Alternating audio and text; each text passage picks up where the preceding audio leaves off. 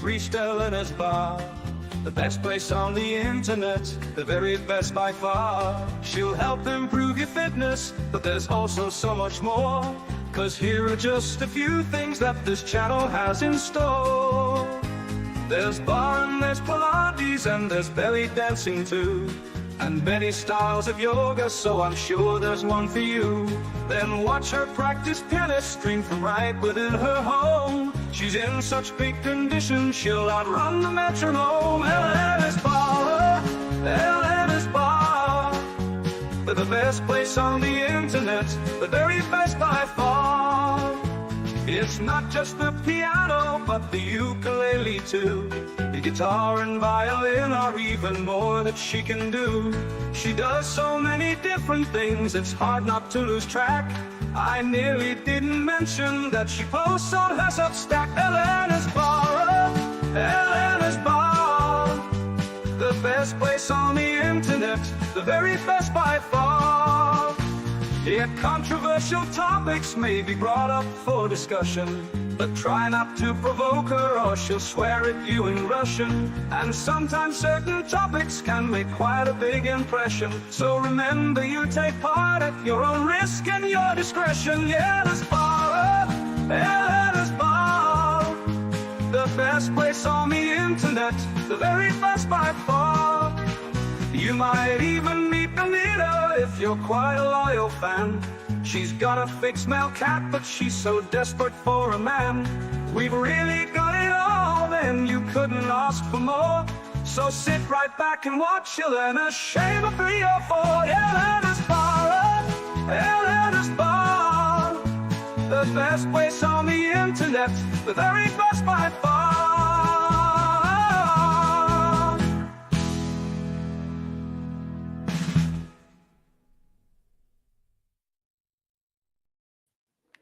Hello, my dear friends. Welcome back to Elena's Barre. Today we have full house with the resurgence of sanity, guys. Great to see everyone today. How are you doing, guys? Doing well. Doing well. Okay, we have finally Plutarch with me, my husband. I have arrived. Right. And we have a fun topic today. The delusion never ends. We actually okay, Steve, do you want to do like an introduction to this, because you actually were the only one who watched the full video? Okay. Well, we see a lot of women or men exposing women for their nature and their beliefs and whatnot. And over the last, I don't know, week or two, we've been talking about women's desire for dominance. And the last Saturday stream we did was open relationships are a desire for dominance. And we discussed how women, when they're in a relationship, a lot of times what drives them to their behavior, and even divorce, is a desire to experience more, go on a journey to find themselves. Well, my theory is they're missing dominance in the relationship. So they want to go find that and find that feeling, that male hunger, the whatever it is that just, be taken. And that drives a lot of behavior. So that's just some background. So I started searching around, doing some YouTube searches for female desires, dominance, fantasies, because the fantasies that women have really indicate what they're looking for. So I came across this one woman who is, at this point, I think she's 60-ish. And she's going through her dating or her journey. Let's just say that. And I think she was divorced 15 years ago. And, you know, he's still chasing the Chads. And yeah, the delusion is strong. And yeah, we're going to see what her desires are. We're going to play some of it. Mm-hmm. Do I recommend watching it? Nah, I don't know. It's 1 you hour really- long, guys. If you really want to see the delusion and how Correct. deep it goes and how wide it is, yeah, watch it.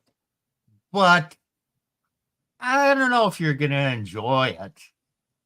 Yeah. You'll gather some information. I doubt if it's going to change your mind towards a belief that women are realistic.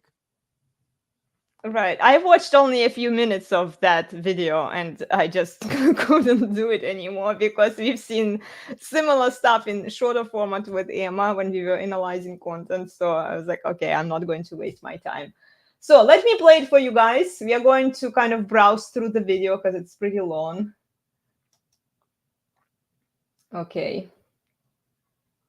You can see here, right? Yep. Let me see if I can zoom it. Here you go. Let's start. A little bit of a rundown of what it's like to be single and why it's so hard to find people to date. It's not for lack of trying. So I've been wanting to make this video for a while. So I made a list of all the things I've done since I divorced my husband in 2013. So that's been 11 years ago. And I know what some people think is like, don't you wish you would have stayed with him? No.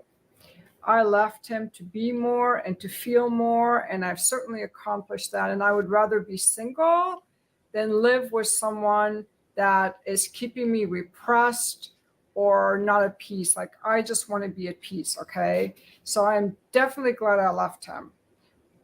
But what is surprising to me is that in spite of all the places I've gone, all the events I've attended, all the ways I tried to be open to meeting someone, it has not happened.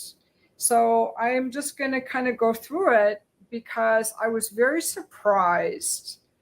I was very surprised, actually. Can we pause there real quick?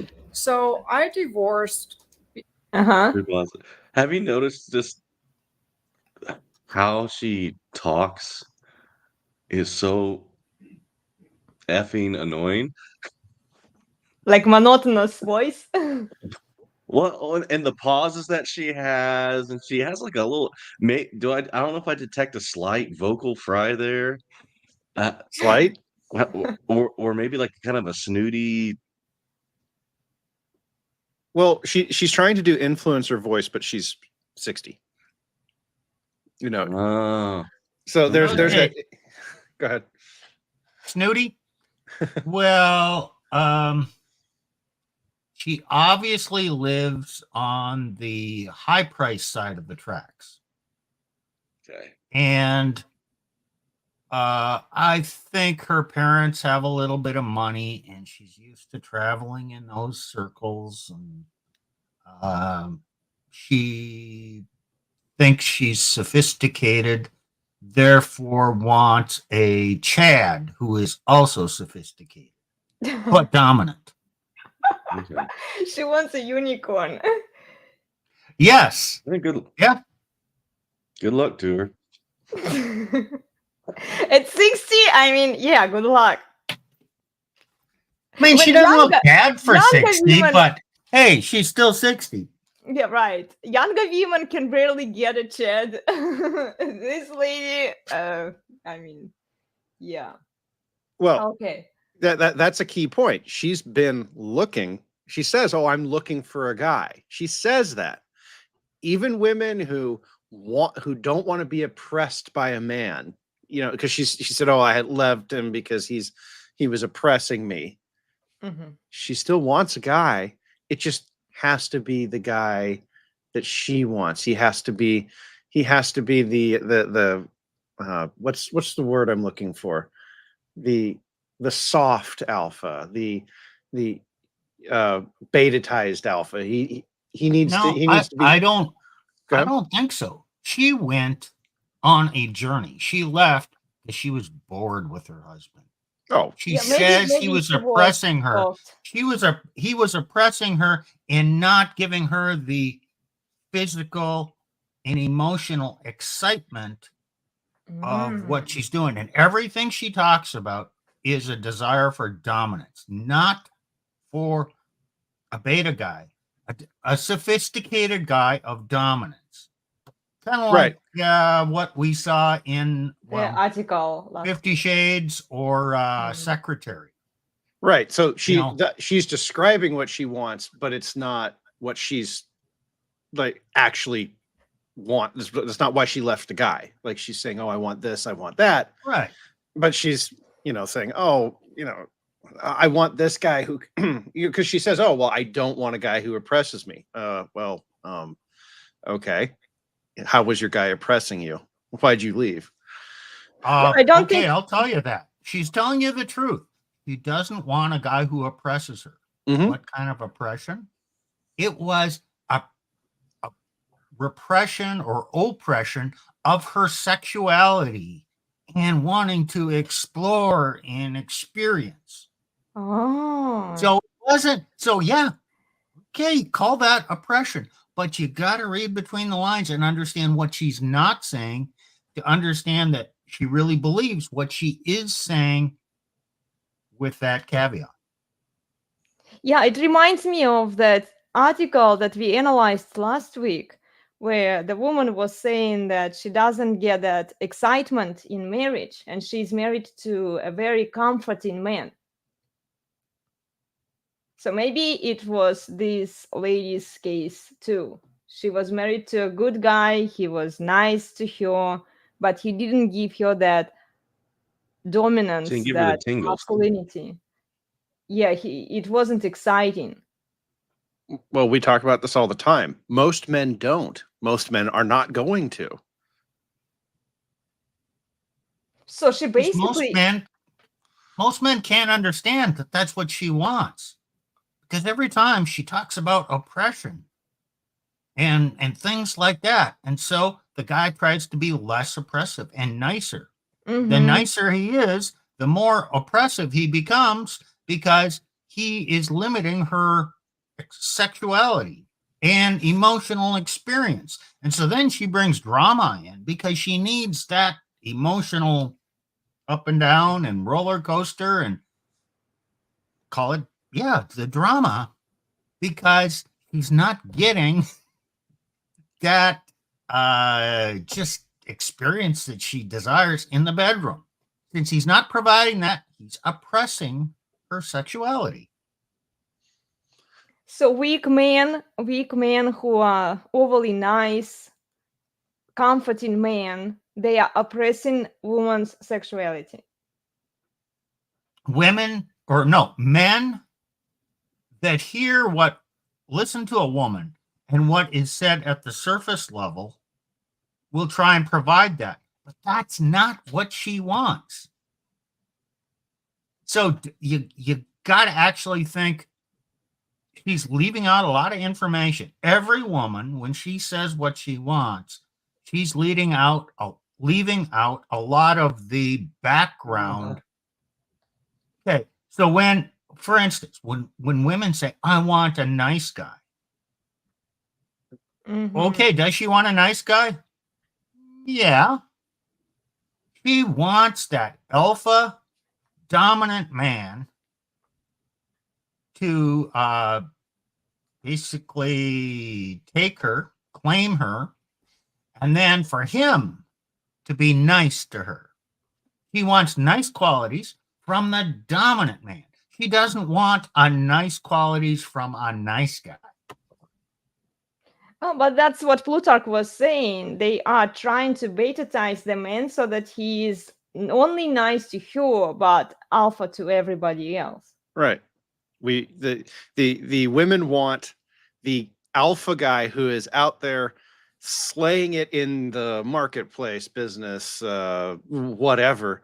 And then when he steps through the door, he turns into this guy who is everything she wants. He still brings the dominant qualities that she wants, but she doesn't have to put up with the assholeness of the guy who's out there who yells and makes demands, right? That's half of it.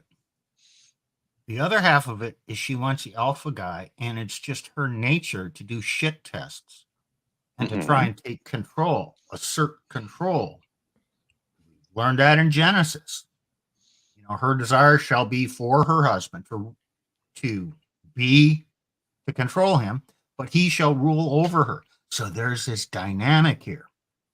So when a woman tries to betaize a man, unconsciously, he wants him to not be betaized and put her in her place, but in a gentle dominance type of way, and still be that solid guy. Yeah. I mean, if you let her, if you do what she actually says she wants, she's not going to be happy. Well, You push back against it, she may not like it in the moment, but it actually helps in the long term. This is a paradox. It's really hard for average guys to understand. You cannot take women at face value, because if you do, they're going to be unhappy. Well, women don't help themselves because I think that they are trying to convince themselves that they want one thing when their biology contradicts it and it demands an opposite thing. Like their biology demands that women should want a strong masculine man, a dominant man, and then with feminism, women are trying to brainwash themselves to believe into all of these nice guys. He has to be nice. He has to be emotionally available. They are spewing out this feminist propaganda because they've absorbed it. It became their second nature, and then they refuse their biology. Well, women have always wanted to be free of the negative aspects of the dominant man, and I think feminism provided them with the excuse, because there are negative aspects of a dominant man. The asshole guy, he's not going to say, oh baby, and he's sitting over here shaking in his boots, right? Oh, did you do the laundry? Because he knows that she's gonna bite his head off, right? No, she wants that guy because women do want chore play, okay? Because no one wants to do chores. But when it comes time for the bedroom fun, she wants the guy that's just going to strut in, chest puffed out, and take charge. Most women do. I'm sure there's some women out there say, no, I want to take charge. And I would go, yeah, sure, whatever. And, pat them on the head, they're there. But sorry, what I've always said is, if you want the asshole in the bedroom, you're going to have to accept the asshole, Everywhere.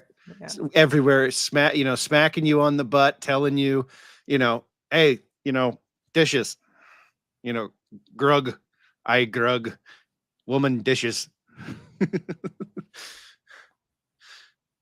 Yeah, but then if a woman has this kind of man who can lead her, and she has more respect for him, actually, in the long run. It sounds oppressive, right? Or suppressive to women, that men are in charge and men can say, oh, go bring me some water or make me a sandwich. And then she goes and does it.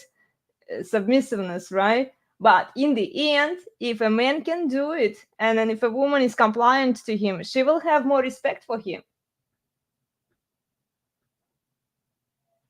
she will want to stay with him in the long-term relationship, and she wouldn't be like this old lady who is looking for new excitement, new experiences, because she had no respect for her husband. So are you saying that when the woman is in the kitchen making the sandwich for her man, her husband, he comes in and pinches her, gropes her a little bit, slaps her butt, walks out, she's gonna like that? Yeah. I think he was asking you if you like that. Ah, No, I was being careful. I was alluding to that, but I was not asking. he wasn't asking directly. But No, yeah, well, I'm here today, so Yeah. I'll say it. Well, we're sure. good enough friends that we know what we're each meaning and saying here. Because then it signals to a woman that that's her value, okay? That's the value that she brings to a man. So she brings him peace, right? She feeds him. Um, he wants her sexually, right? RSVP. Yeah. RSVP. RSVP. Yeah. That Steve says. What's that, Steve? Respect, sexual variety, and peace. That's what a man wants. Yeah. You know what? I think that should be the topic for our Monday, explaining the narrative or exposing the narrative. Okay. You know, We Steve, can talk. Yeah. I just had a thought. In old, even pre-civilization humanity, food was a very common peace offering. Yeah. Yeah. So if a woman is bringing you food, she's bringing you peace, literally. I know it was common, particularly in Native American cultures. Food exchange would be an offering of peace between warring tribes, and not just the exchange of other things, which would include women, but food would be given. So I just had a thought there.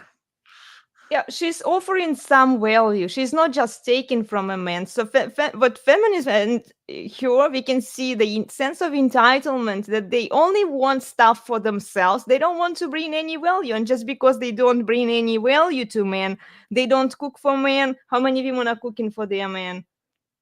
Not that many today, right? They are proud of the fact that they don't cook for their men. They don't clean the house. They don't want to clean after their men. They don't do what wives were supposed to do, right? They don't do what women were supposed to do just by our nature. And then, of course, they're not going to respect the men that they are with because they haven't earned all of this good attitude and nice things that these men are providing for them. Yeah, men invented all those machines to make their housekeeping easier. They have it way Exactly. easier than previous generations. And they say, oh, it's so hard. Please. Pressing the button is not as hard. If you actually try to wash the floor just using the cloth, the piece of cloth, not the mop, it will be very healthy for your hips, ladies. You wouldn't have the hip problems. My grandma used to wash the floor with just her hands, you know. And if you look, women didn't have hip issues back then because they were in a better shape. They were exercising. They were looking after themselves. Nick, I'm sorry, but you just don't understand how hard it is to push a vacuum around over the right. carpet. You just don't get it. I got to be longhouse, guys. Well, let's play a little bit more of her. Okay, let's do it.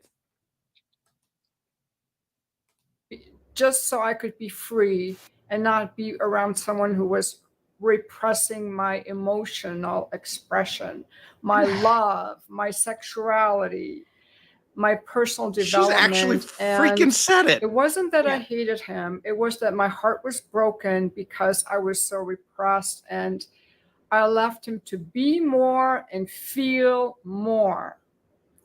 And that was a beautiful, beautiful thing. And one of the quotes that I remember at the time, because leaving him to me was scary, because we had been together for 25 years and I had not lived alone and provided for myself in like 30 years. So I was thinking, who am I without him? Where will I live? What would my life be like? Like, it was scary. It was scary to leave him, financially scary. And there's a quote you Oh, may have poor heard: you. Mhm. ship in harbor is safe, but that is not what ships are built for. Ship in harbor is safe, but that is not what ships are built for. I love that. You're not a ship. And one of my great You're a woman. inspirations was this clerk who worked at this grocery store. Okay, I want to connect a few dots here, guys. So she says that she hasn't provided for herself in 25 years, right? It was scary for Mhm. her financially Yeah, to but leave her husband. Whom would she be without her husband? She would be a whore without for her the streets. husband. Yeah. Who am I with him? And then Plutarch said, she thinks that she's a ship. But this is not what ships are built for. Then, okay, what are horse built for? For fucking, now she is experiencing all of these adventures. Adventures. Well, every time a woman says that she's up for adventures, it should click the bell here. It's a red flag. She wants to fuck around. Huh? Let's keep She was going. missing the pole. Exactly. Yeah. Well, she's a ship that was just repressed or oppressed in the harbor. And she wants to set sail and have seamen running around on her decks. See? That is a fantastic play on words.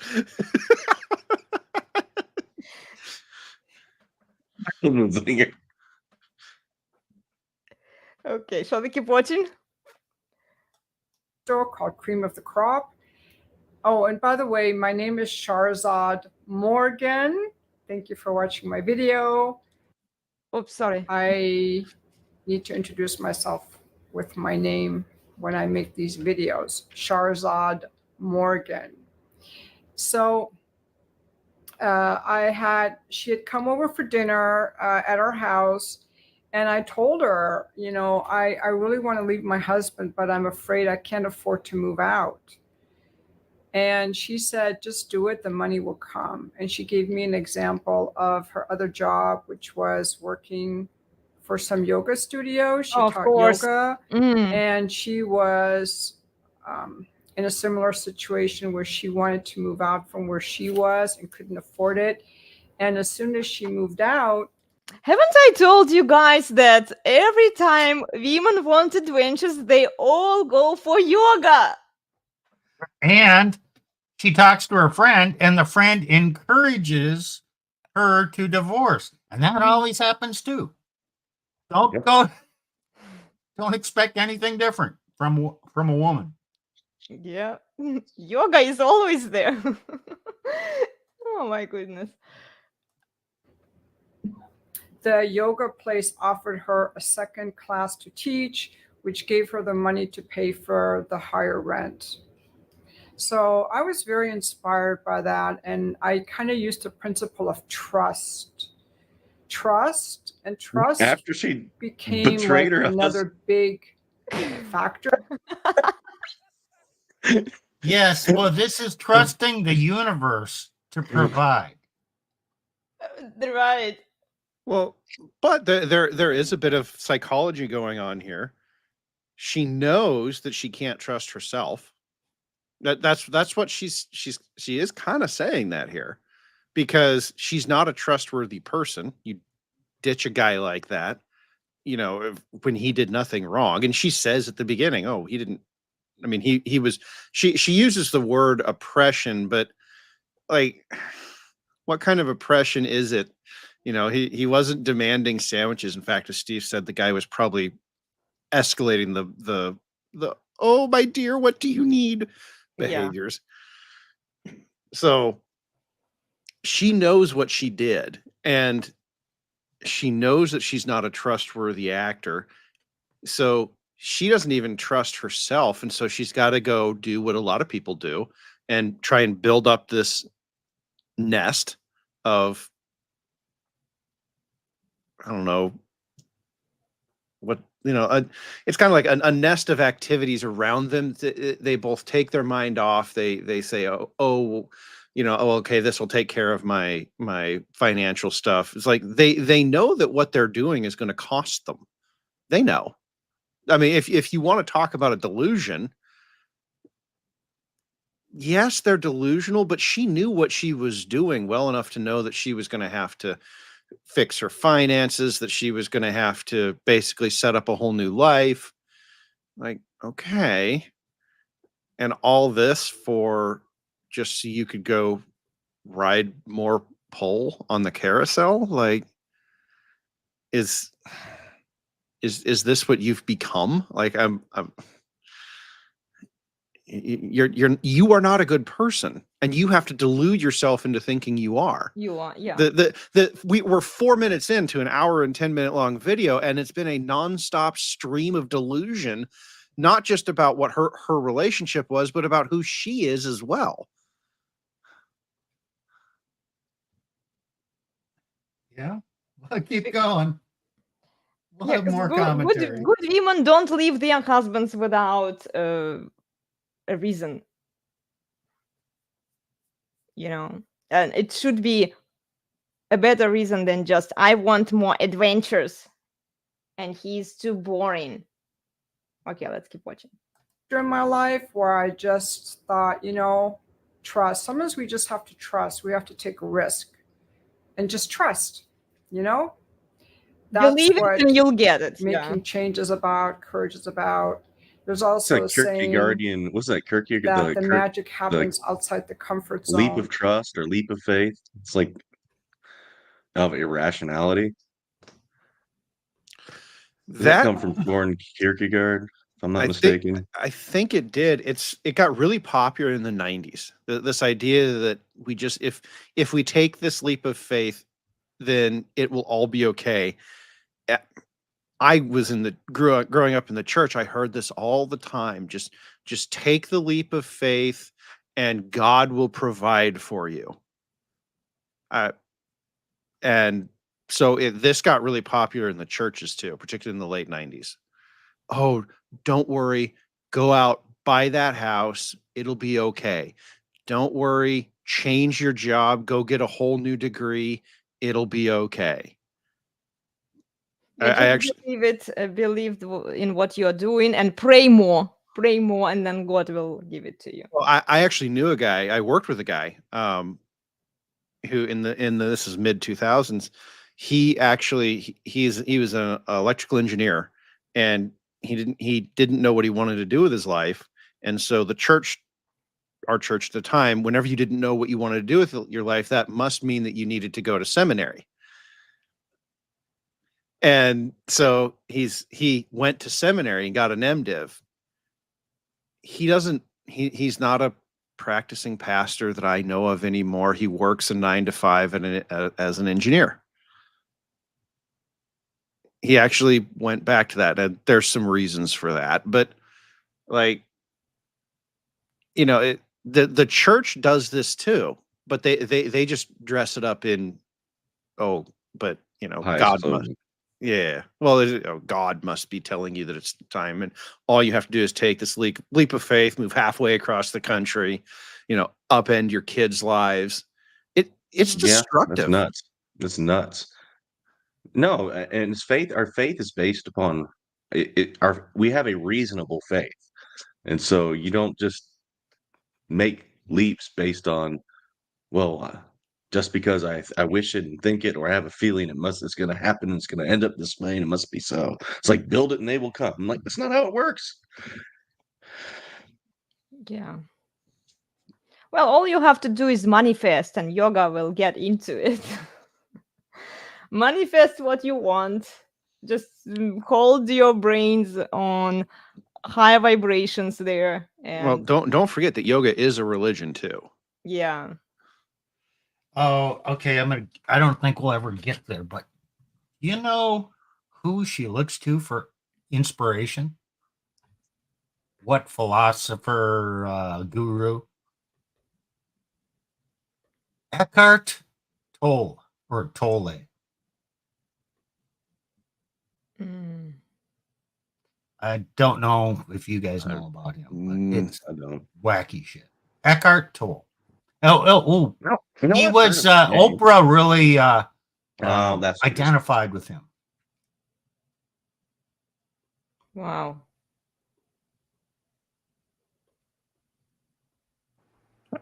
I just Did you looked him Google up. Mm-hmm. Okay, his I'm remembering now. He is focused on being and not doing. You need to be. You are not what you do. You just focus on being yourself, being at peace. It's just wacky shit in my mind. I'm going to make a really weird reference that no one's going to get, but I'm going to make it anyway. Thank God this guy did not become a pilot. I'm reading through his Wikipedia article. The guy has apparently horrible depression. No And kidding. Eckhart Tolle is not his actual name. He's Ulrich Leonard Tolle. And Okay. so, oh my goodness. Well, it's not surprising. The more they binge on this being and happiness, the more they pursue this inconceivable state, unsustainable state of happiness, the more depressed they are. I've seen depressed yoga instructors who were on antidepressants and they were going through some yoga teacher training. There were a couple of them with me going through the teacher training. And Well, maybe they need to go to India to find themselves. oh, and they Yeah, they're going there to find something. Yeah. maybe not themselves, but yeah, definitely something. The guru will teach them Exactly. his secret knowledge. They will, You know what? they will They're just awaken their going. sexual energies. They're going to search for something to fill a hole in themselves. Oh, Steve! Quite literally, huh? And from what I've heard, that hole will get filled often, Oh, and and it will get filled frequently and with great gusto, shall we say? Oh man. Yeah, I read some stories by Indian yoga instructors. Indians love setting up yoga schools because it's a great way to pork desperate white women. Yeah. And there's millions of them over there that are in.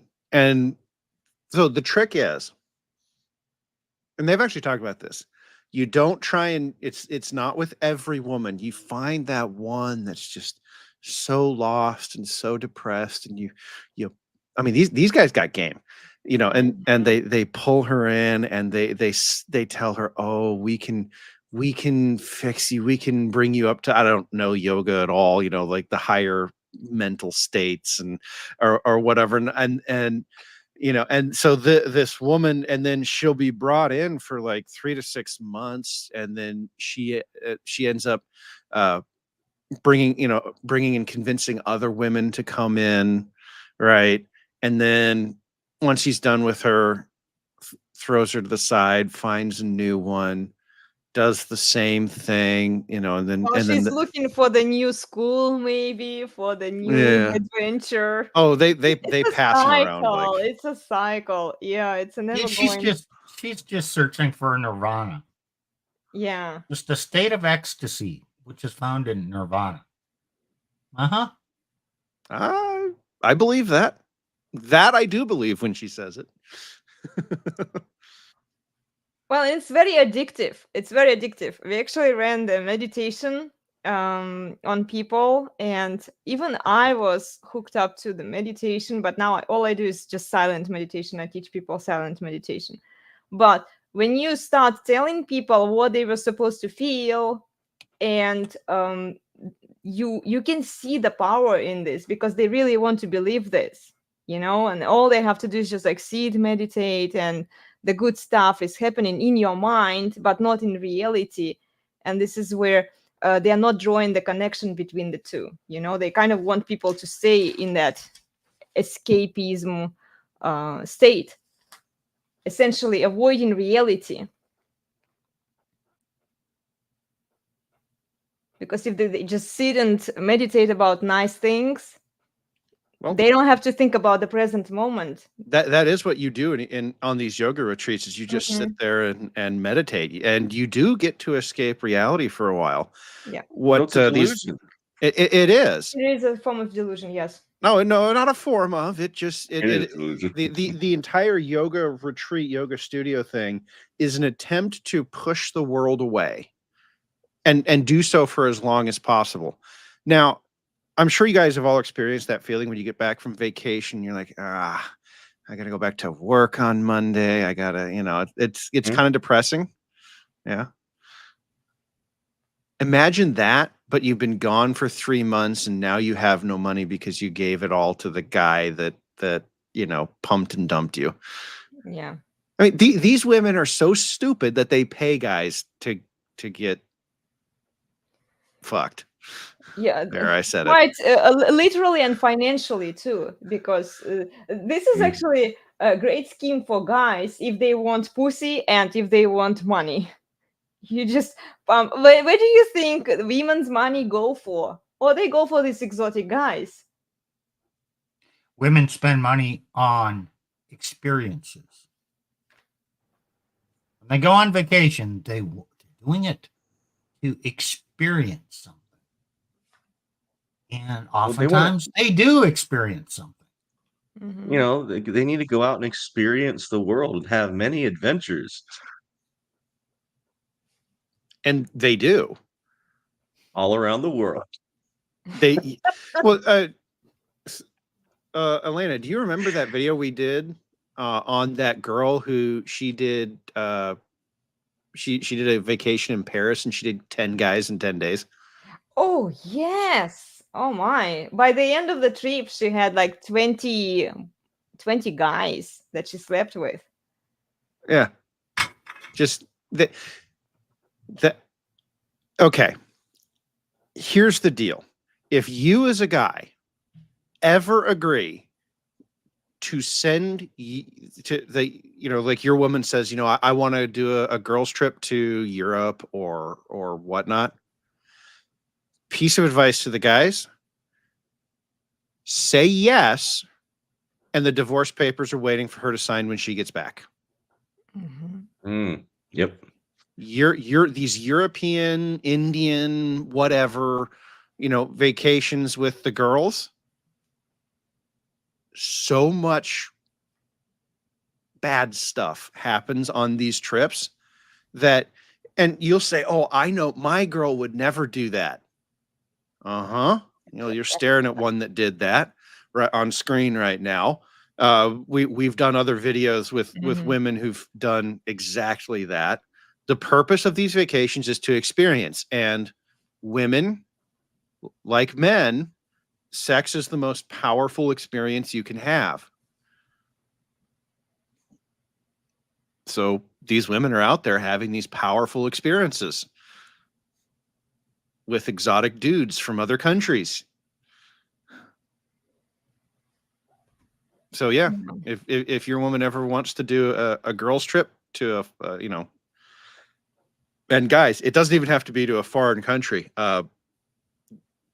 It could be a different city, like New York City. I can't Or tell you. Vegas. Vegas, New York is a popular one because of Sex in the City. Mhm. Miami. I mean, Miami is the second largest corn producing city in the world. So there's lots of opportunity down there Mhm.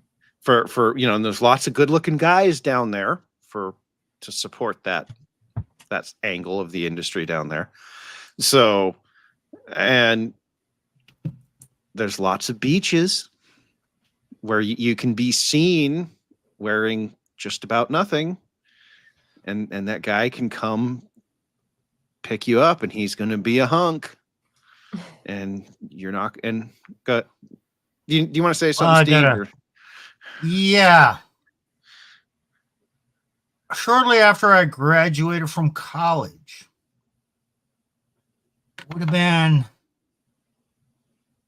probably 1986. A buddy of me, the two of us guys, went to Cancun. And I can attest that women who are far away from home and their boyfriends do this. I'm not going to say anymore. I was naive at that time. But yeah, it's been happening for a long, long time. And it's going to continue to happen, guys. This isn't just going to magically disappear overnight. So that's why I've told Elena this, that there are certain things that if she did, there wouldn't be any questions, no anger. There'd just be a stack of papers for her to sign when she's done. And so she'd better make sure that that's what she wanted to do. Yeah, you'll never see me going to any of these exotic places with my girlfriends that I don't So even have if a lot. Elena wants to go on an adventure, she can go on the adventure with you.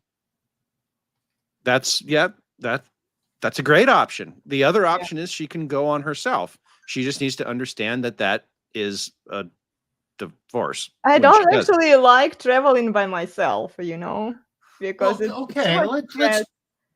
let me point something out. A woman, okay, let's say all women want that adventure, or at least fantasize about having an adventure. They're not necessarily fantasizing about infidelity, but they have that desire. Okay, so if your woman has that desire, well, go on the adventure with her. And I tell you what, say we're going to role play the whole time we're there, and then she can have the adventure in a safe way. But remember, role playing, and then the boundaries are different. I mean, mature people can experience this kind of stuff if they talk about it and communicate and understand what's happening. There is no reason you can't experience and have what you want in a marriage, and not everything that seems a little bit taboo is sinful. Well, I'm going to take this a little bit further. I would say it doesn't even need to have the appearance of taboo. Elena and I did a trip a few years ago now, before COVID now, actually, where we were going to go to a, how do I say this for YouTube without getting in too much trouble? We were going to go study the art of the long range hole puncher. And we were doing so with a bunch of dudes who were headed off to what they call Big Sandy. If any of you know the reference, Middle East. They were headed off to the Middle East. They were primarily contract security. So we're talking about some high speed, low drag operators, and they're all weekend long, just getting up there doing, and there I am holding my own with these dudes. Guess what Elena really liked to watch? She couldn't keep up with them, and that became a problem later into the week. But I guess is she like watching the competition? and the physical stamina of the man. And damn, my man's keeping up. Ooh, I'm kind of impressed. Partly, I could only survive the first day. as I, she couldn't keep up, but there I am, just I really working the enjoyed reps. it. I really enjoyed it. She didn't enjoy getting barked at by one of the guys, but one of the trainer No, guys. it was fine because I did something wrong and he Yeah. was correcting me. And they were swear, like they don't care, like they Yeah. swear, they treat women and men the same. Well, It it's doesn't matter. highly dangerous stuff. But the point was the point of this is to say, look, I wanted to give this example because it didn't even have to be. I mean, let's be honest. I am totally LARPing as an operator here. I am not that guy. If anyone's ever met me, you would never say, "Oh yeah, this is going to be a dude downrange in the Middle East," because I'm not that guy. But for a short period of time, I could do it, and so we got to role play, as Steve said, something that we're not for a weekend. I thought it was a lot of fun. Elena got to see me do something masculine, and it doesn't have, I mean, aside from the fact that we were both physically destroyed, Yeah. it could have We turned into really something, with involving the horizontal tango, but that would have to wait a few days. But Yeah. it's just going beyond your comfort zone, Mhm. testing boundaries. There is a lot of adrenaline involved, Mhm. and exertion, and mental stimulation, and physical stimulation. And okay, you left your old boring life behind, and you're doing something else. Yeah, and you got sore muscles, and having sore muscles kind of satisfying in a certain way. Yeah. Yeah, after you get through, for me, it's always 2 days afterwards. It's just like, Mhm. leave me alone. But after you get through that, Yeah. it's actually great. Yeah. But I wanted to bring that up because, like, guys, you can go do things with your wives. They don't have to be, that sort of 50 Shades of Grey role playing. Or if she, and here's the real red flag. If she says, no, I don't want to do that, you just say, okay, we're not going to do that. But if your wife is telling you that she doesn't want to go with you and be around you while you're doing something pretty out of your comfort zone, as Steve said, that's an orange flag. It's not proof positive of anything, but you know what? I'll guarantee you that the conversation about going, a girls' trip to Europe is coming up in your future. I remember. Do you remember there was another couple there, but the girl didn't participate in that activity. She was staying in the hotel with the guy wherever we all were staying, right? And she was doing her own job there, mostly staying in the hotel Yeah. on the computer, but she still came with the guy, and he was doing all of the hard stuff while she was like at home doing some other work, like she had some flexible job. And that was a little interesting, when I saw that, oh, I'm not the only one, but I was participating because I was curious, right? And she's kind of stayed away from it because she didn't want to mentally and physically exhaust herself, but she still came with a guy. Yeah, that could work. Okay, shall we keep watching? Sure. Okay. But anyway, I wanted to be free, and I wanted to just have fun. At the time, I was just exploring my sexuality with women, because because my ex-husband was not sensual with me in bed, and I figured women would be sensual with me. So I just kind of wanted to explore that. So I was like going. So is she saying that she slept with women? Yes. Yes. Okay, just to make sure. But to Steve's point, this woman isn't even leaking. She's just straight up telling you that the oppression she experienced was the man didn't deliver what she wanted. Yeah.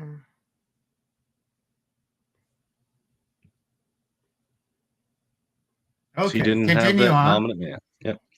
He wasn't sensual enough with her, she said. Yeah, I mean, she's wants all kinds of excitement from sexual experience, Yeah. from the sensual to the dominant. Okay. Yeah. Big deal.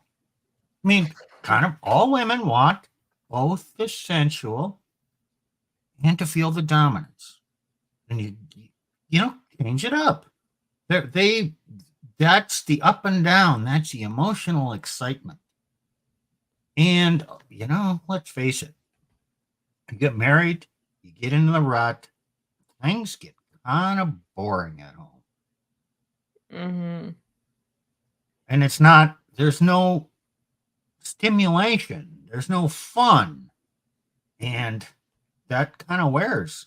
So a vacation where you can experience some kind of fun. Yeah, okay, maybe it's the sexual kind, or maybe it's like the kind that Plutarch mentioned, going doing some strenuous physical activity or challenging yourself. That's also highly stimulating. And it, you know,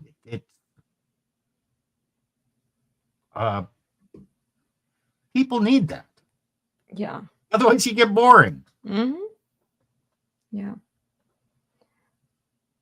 Going out with Keep going, and lesbians then Okay. and stuff. I was on Match.com, and I thought I'll just do this for a couple years, or maybe I'll do some light dating, and then eventually I will meet someone for another relationship, and this time I'll pick someone who wants to have the same kind of relationship that I want, someone that's more similar to me. Basically, she needs a It's been woman. 11 If she wants somebody who is similar to her and has the same kinds of priorities, then she should date a woman long term. well, she did it for she dabbled for 2 years. But it wasn't good enough. Oh, jeez. Well, then she should marry herself because nobody else is going to have the same Okay, list of go desires. on. Let's find out what she did next. Okay, let's see. 7 years and it has not happened. Okay. And this has been a great surprise. So that's kind of what this video is about. That it didn't turn out, that part of my life didn't turn out the way that I thought. There is not, I imagined a world of other single people because I maintain myself. I'm reasonably attractive. I'm fun. I'm sober. I have a good relationship with my kids. I'm financially responsible, although I was kind of a little bit in debt when I first left him. But anyway, or not as good with money because I'd spent so many years just being frugal to save for retirement and spent money on my kids. And then when I left, I was like, now I can spend money on me. But I imagined this world, that there was a world out He's there ratting herself of a out. lot of interesting, attractive men to date. That's what I thought. But I was wrong. It's not, at least not in San Diego, because the men that were, at the time I was 52, the men in their 50s, the ones that were single, or were single for a reason. I've made a video about the problems with men in their 50s. A lot of them are like emotionally avoidant or like Peter Pans. And the good guys are not single very long. They're usually in a relationship. And I still stand by that. I've made videos. What's the definition of Peter Pan? the way that she implies it. Pump and dump. I don't. Ah, okay, Peter Pan. Okay. Okay, I thought I was like, no, I wasn't sure what she meant. Yeah, right. This is why I stopped it. Pump and dump. Okay, thank you, Steve. Videos about that before, but I didn't know any of that. So what I did, I went to some stores and I bought some dresses for like dating. I'm like, oh, I'm going to be dating. So I just started buying some clothes for myself. And so I'm like, oh, I'm going to be going to dinner and operas and dates. So I'm going to need these nice clothes. And I was really looking forward to even just dating. You I aren't just worth thought it the would be opera. really fun. I think I've gone on like 10 dates in all these years. If even that, maybe not more than 20. Damn, that's a good haul. And they were all just one-offs. I think one guy I went out with twice. I didn't fuck any of the guys I went on dates with. Oh, Okay. but the F the other ones. But I did hook up with a bunch of guys, which is different. So, and Expensive, guys, expensive dates. No, hold on right here. He's got this princess mentality. I'm gonna dress up, and my prince is gonna come along, and we're gonna have these good experiences. So my prince takes me out to a nice place to eat or dancing or the opera, and I'm not gonna fuck him. But I'm going to be giving it up to those fuckboys over there. Oh, hell yeah. Uh-huh. Gee, this is... Like I said, She just said it. And the manosphere, the red pill, talks about this. She just said it. she did And say she's that. Women aren't like that. Yeah. Okay. Yeah. Women, a used up 60-year-old woman is like that. This is why we titled this "The Delusion Never Ends." Bingo. Folks, all women are like that until the day they Die. die. So true. So It's true. never going to change. It's just y'all need to accept it now. She literally just said this is almost, it's almost beautiful enough to bring a tear to my eye, just how perfectly she said what the red pill has been saying. Yeah. She wants to be wined and dined and treated like a princess by the beta simps. She wants the expensive date. Yeah, opera ain't cheap, folks. She wants that. And then she said, out of all those guys who did that, Never. maybe there was one who got a second date. And he paid for her again for the And expensive. she didn't Yeah. have her. She didn't do the cock carousel with them. And he didn't. Right. He did not get Wow. Wow. satisfaction. But these guys who Investment, spend yeah. nothing on her, oh, they got plenty of satisfaction. Right. And see, expensive dates, they don't bring sex to men. Okay, let's keep watching here. anyway, let me go through the list. So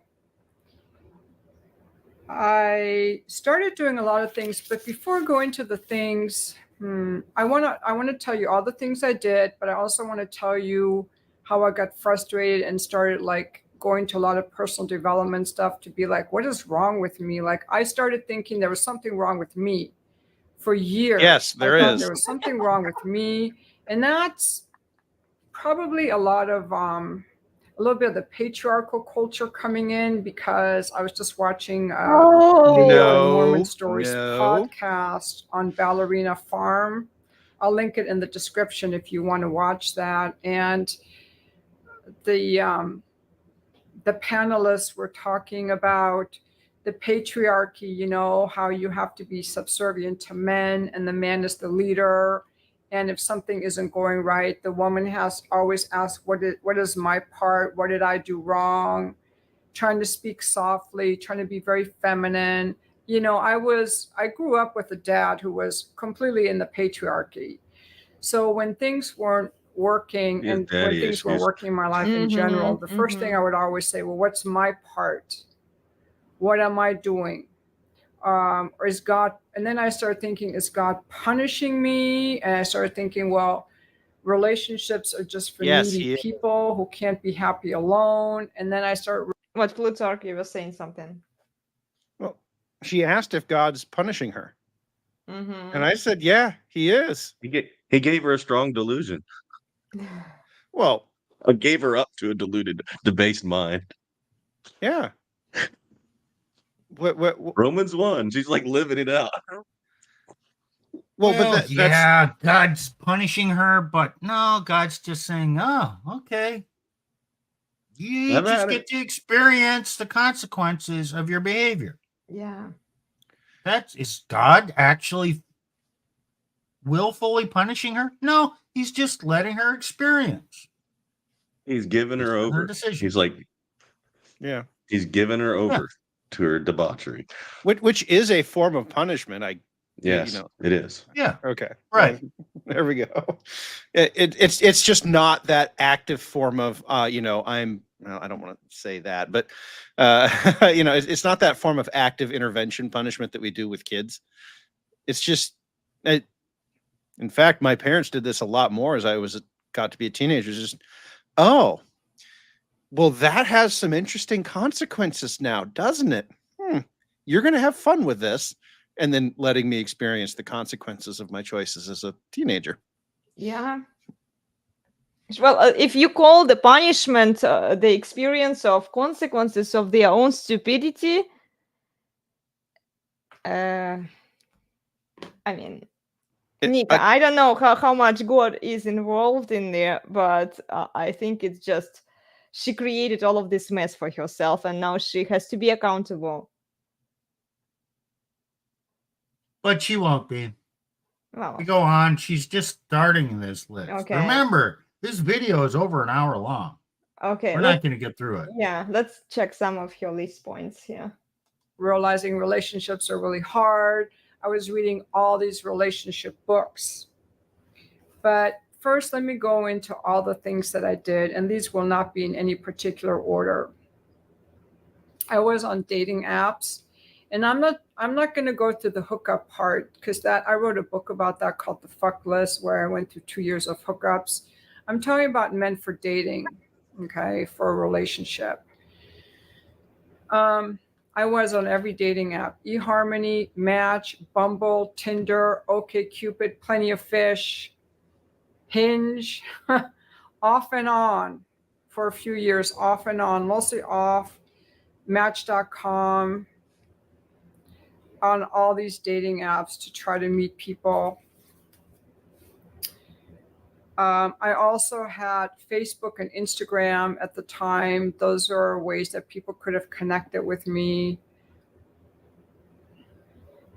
Instagram is the largest dating site in the world. Time when I divorced him, so I spent 2 more years in that job before I quit that job. And in my job, I did interact with the public. I went to conferences and events. I took different classes, horseback riding, and again, all these places I went, I was like open to meeting men. I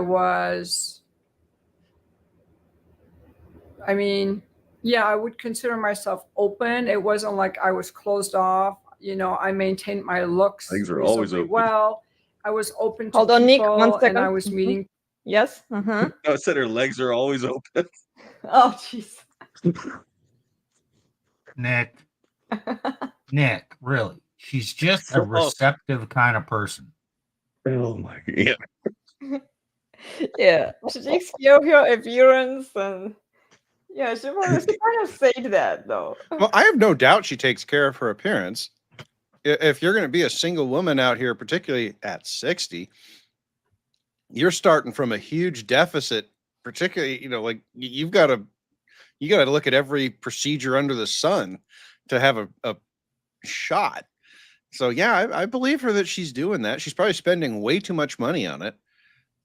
Well, she's competing with younger women for the same kind of pool of guys that younger women also want. Okay. Remember where she lives? San Diego. San Diego, which, by the way, is a massive naval base full of ripped dudes. Yeah. Uh-huh. Young man, full of energy, and not all that discriminating. So a woman in her, let's say a 55-year-old woman who is really open to anything, and a 22-year-old man who is not all that discerning. What do you think might happen? Is San Diego a good spot to be living the hookup life? Bow chicka bow wow. San Diego's a great spot. She does actually talk about that. I don't know in this video. I listened to a couple more. I've kind of heard enough now. But man, let me tell you, it was educational.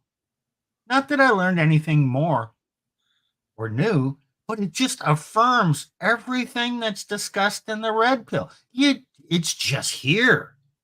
I mean, that's part of the reason we watch the Whatever podcast or Fresh and Fit. You're seeing the same behavior exhibited. And now here is a woman who is approaching 60 or 60-ish. And she's talking about this in very open ways. She's actually proud of it. Okay, yeah. And what is the title of this stream? The delusion never ends. That's actually interesting because whatever they bring on a wider range, but it's generally not people of her age. Or Fresh and Fit is almost always young things from Miami. I don't know. Are we going to find out? No, Miami actually has a huge number of old women. It's huge.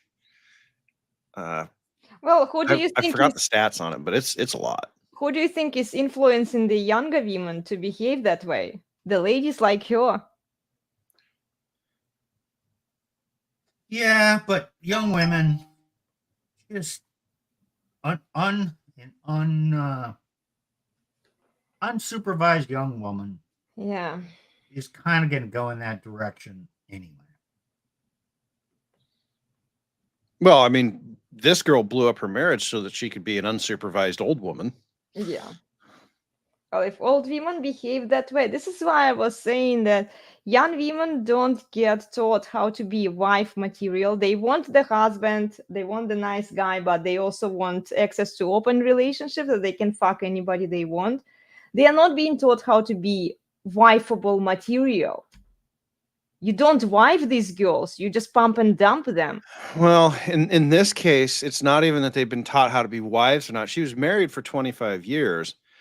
And she talks about her dad was patriarchy and she was, taught that, you're supposed to be, serving. This is an example of a woman who's actually taught all this stuff.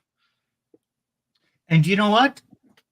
Somewhere in here, she talks about how she cooked for her husband and, cleaned and was, raised her kids and was the probably stereotypical average, call it good wife. And they stayed together for 25 years. And she doesn't really have any horror stories to tell about her husband. She's not claiming she was abused or probably wasn't a terrible, nasty divorce. I'm sure she wanted her share. But I don't sense anything about false accusations or any of that. She was probably just an average, good, decent housewife for most of that time. And then, boom, she drops a bomb and goes off to find herself. And we know We've kind of gone through that. So you're absolutely delusional as a young man. I've found a good woman, and I know she's going to be with me till death. No, you can have You don't. 20, you can have 15 good years, another 5 just coexisting, and you think you've reached equilibrium, and then another 5 bristly years, which might not even be bad in a man's mind, because things are just okay. We got it settled. We know where we're at. And then, boom. There are no guarantees, guys. No. Well, and I've actually told Elena this. After my divorce, I told myself that if 2 things, that if a woman, that I would never define myself, and define my relationship on the basis of the woman, because they leave. Mm-hmm. The other thing that I told myself is that if my next sort of relationship, or marriage, even in this case, falls apart at some point, the very first thing I'm doing is I'm back on the plane to somewhere with lots of beautiful young women, because I'm not going to define myself by these women, and I'll get back out there. It's like, oh, she left. And I don't define myself by these women, so it's on to the next one. If they're going to treat the relationship that way, particularly in the end, guess what? I am too. And I actually told Elena this back when we got started. So Elena's one of the few good women, or women, that I like in the red pill. Oh, thank you, Steve. And this is a kind of a difficult place for a woman, accepting all these things and accepting that this is the way women are, which really mentally means accepting the way she is. Because let me tell you, all women have these inclinations. All. Not most, all. biologically And- hardwired. Yes. And so the woman who can be here and say, yep, and I recognize that within me, that's a good woman. Because now you can actually talk about these things, and she realizes the destructive influence she has within her. So tolerating this, that's one thing that actually makes a woman exceptional, acknowledging her tendencies and failings in thought, not in deed. And, I think that's healthy. Well, Steve, what separates us, and this is kind of like a little bit of philosophy here, is what separates us from animals is our ability to think rationally, is our ability to engage the neocortex, it's the part of your brain right over your eyes, and and choose to set aside your base emotions, your base biological drives, and say, no, I'm going to do something different, even though I don't want to. This woman couldn't do that. Yeah. Or She's she got too tired of emotional. doing that. The reason we use the term feral when we're talking Feral. about women in the red pill is it is a great kind of summation word for everything that we've been talking about tonight. This is a feral woman. She's an animal. She's no different than a dog in heat. And yes, I just said that without actually saying the word there. And look, guys, you can, if you understand that about women like her, you can deal with them on some level. But she is she's for rent, is how I'm going to say this. she's not, you know, she's the hotel room, not the place you stay. She's something that you stay with for a night, not for a long time, because that's about all you can do with a feral woman. And you cannot have a relationship with somebody who is driven entirely by their base animal desires. Well, on Who this, gives in to them? Now From- she's Yeah. going to have those desires. So, guys, you have to love a woman who has these tendencies and desires. Mhm. You have to, because they all do. Yep. Okay, so accept it. Mhm. Okay, you know, I want to talk about the Madonna horror complex a little bit, but you know, I'll bring that up a little later. But you know, she's going to have these tendencies. Okay, don't be delusional and red pill that she's all sugar and spice and everything nice. No, she's got these desires. Love her for her nature. Mhm. Recognize these things, and then watch her behavior. But actually, you know, have some boundaries up, and you got to recognize subcommunication. What is she saying on the surface? What is she actually communicating? Those are two different things, and that's a skill. And it's a skill you're going to have to continue to develop through your entire lifetime. What she's saying on the surface is not anywhere close to the real meaning, and it might be opposite the real yeah, it's the context. You have to read in between the lines of what she's saying. So I have a It's not women even intentionally being devious or deceitful, although sometimes they are. Well, in most cases, they are not even aware that they are being delusional. As I said before, they take all of the feminism as their second nature, and you can't separate it from them. This is why when you try to challenge them, they view it as personal attack. Well, in many ways, I would say that feminism is just the expression of feral female nature. Yeah. It's codified. Feminism is the rationalization of female nature. It's the neocortex. It's the rational part of your mind trying to make this behavior okay, when the rational part of your mind really kind of understands, maybe not explicitly, but intuits that this behavior is incredibly destructive. I mean, You how talked go ahead. about two things here: emotions and reason. Mhm. Rational. Okay, guys, you know when you get angry and someone's pushing your buttons, you're not thinking rationally there. You're apt to just pop them or just, Mhm. you know, take care of things. You're thinking, you're just emotional. There is no reason going on. Okay, so we know that happens in men. Now, when a woman is being all emotional and nagging and doing all that, get this through your head. There's no reason going on in her head.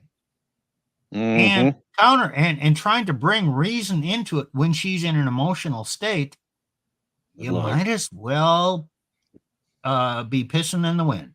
So all you're gonna do is you're gonna get Waste of blowback on yourself. waste of energy on your part. No, that's why I said feminism is trying to rationalize. It's trying to really, what it's trying to do is make base female emotion into something rational.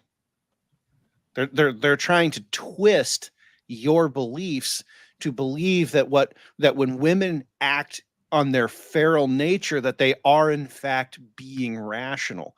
That's why she talks about, oh, well, he was oppressing me, and then she goes on this long rant of, because I'm not getting these experiences, sexual or otherwise.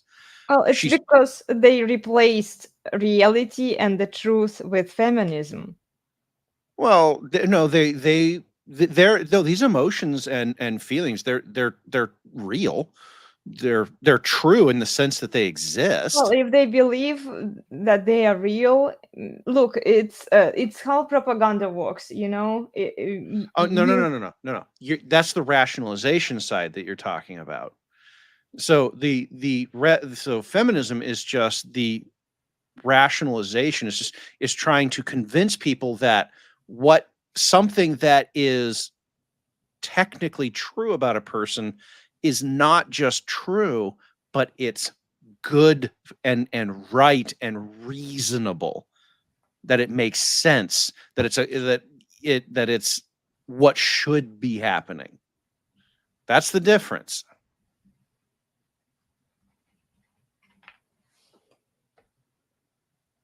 The difference between what? The difference between one of the mistakes I think we make is we try to say that feminism is the cause of this. No. Feminism is the result of women trying to rationalize and make their base emotional behavior into something that is good, right, and uplifting. Well, but then it comes down to the rebellion that Steve was talking about before. Women Well, it is rebel. rebellion, but Women it's also rebel. justification, which is rationalization after the fact. Mm-hmm. Yeah, so there's different types of causation, right? Mhm. I think like the Thomist theologians had different ultimate cause. I can't recall all of them, but so just there could be multiple causes, and one might be the ground, form. There's like material cause, formal cause, efficient cause, final cause. So yeah, so it's different. So you can have different levels of causation, which results in what she is. So her feelings, well, feminism justifies that. Okay, well, her feelings, feminism, they both impact the result of what she is and where she's going. Right. And I think if we're going to attack feminism successfully, we have to accept and understand what it really is. You might have in the red pill, you might have heard the term the hamster on the hamster wheel. For what they're trying to get at is the rationalization. It comes from the rationalization hamster. The women are trying on this little hamster wheel in their head. They're trying to rationalize their behavior against the outcomes that they themselves achieve. Remember, she's talking. I mean, the title of her video is "Why Finding Men to Date After 50 Has Been a Losing Proposition." She's trying to rationalize her failure without actually forcing herself to accept the reality of why that failure happened. That's the delusion that Steve is talking about. Yeah, okay. Accountability. Rationalization hamster runs in a woman's head to come up with justifications for her behavior to avoid taking accountability. Mm-hmm. Feminism is a giant anti-accountability cope. So honestly, I would go so far as to say the goal is really to kill feminism. You don't attack feminism. You have to attack the things that cause feminism. And no, I don't mean trying to, rationalize, talk rationally to women. That's a waste of time. No, we have to go after the support structures that make this rationalization possible. Now that's a whole nother video, but Okay, yeah, okay. That's true. I'm going to take a different standpoint. Okay, let's just start with patriarchy. Yeah, let's attack patriarchy. Patriarchy I will say involves, because patriarchy. okay, a king or a father, the patriarch, king, father, he's in control. Okay, therefore, a king is kind of like a dictator. He has the ultimate authority, the ultimate control, responsibility. Okay, we have this idea that a dictator is a bad thing. Well, it can be. But really, is a monarch a dictator? Nick? Truly, is a monarch Technically, a yeah. dictator? Technically, yeah. Okay. So now we know from history that there have been good monarchs and bad monarchs. We have words for that. A benevolent leader or a malevolent. A benevolent, a tyrant. We all automatically associate dictator with tyrant and evil. Right. It's not. It was actually an Dictator office. does not. Yeah, okay, a dictator. It's an office. It's a monarch, a patriarch, a father is an office. And just because that person has ultimate authority and responsibility does not make him evil. Now, there's also, we have two words, dominant and domineering. Right. A dominant man is a good thing. A domineering man is not a good thing. Okay. What's the difference? Dominant man means strong, a leader.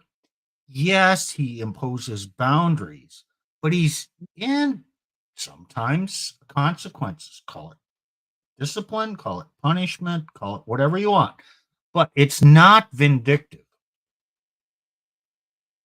And a domineering man is controlling of the little behaviors and trying to control the thoughts and put boundaries on that. No, you will not do that. Instead of the benevolent understanding, oh, okay, you have these desires. I want to understand you.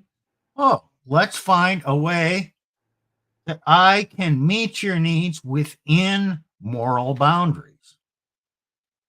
So we get all this stuff confused. But yet women still desire that dominant man, but they want the nice guy. Well, duh. They want the dominant man who is the benevolent leader.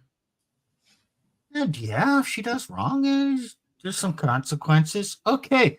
But his heart is not out to oppress or deny her reality or experience. So there is some room in here, but you gotta think through this.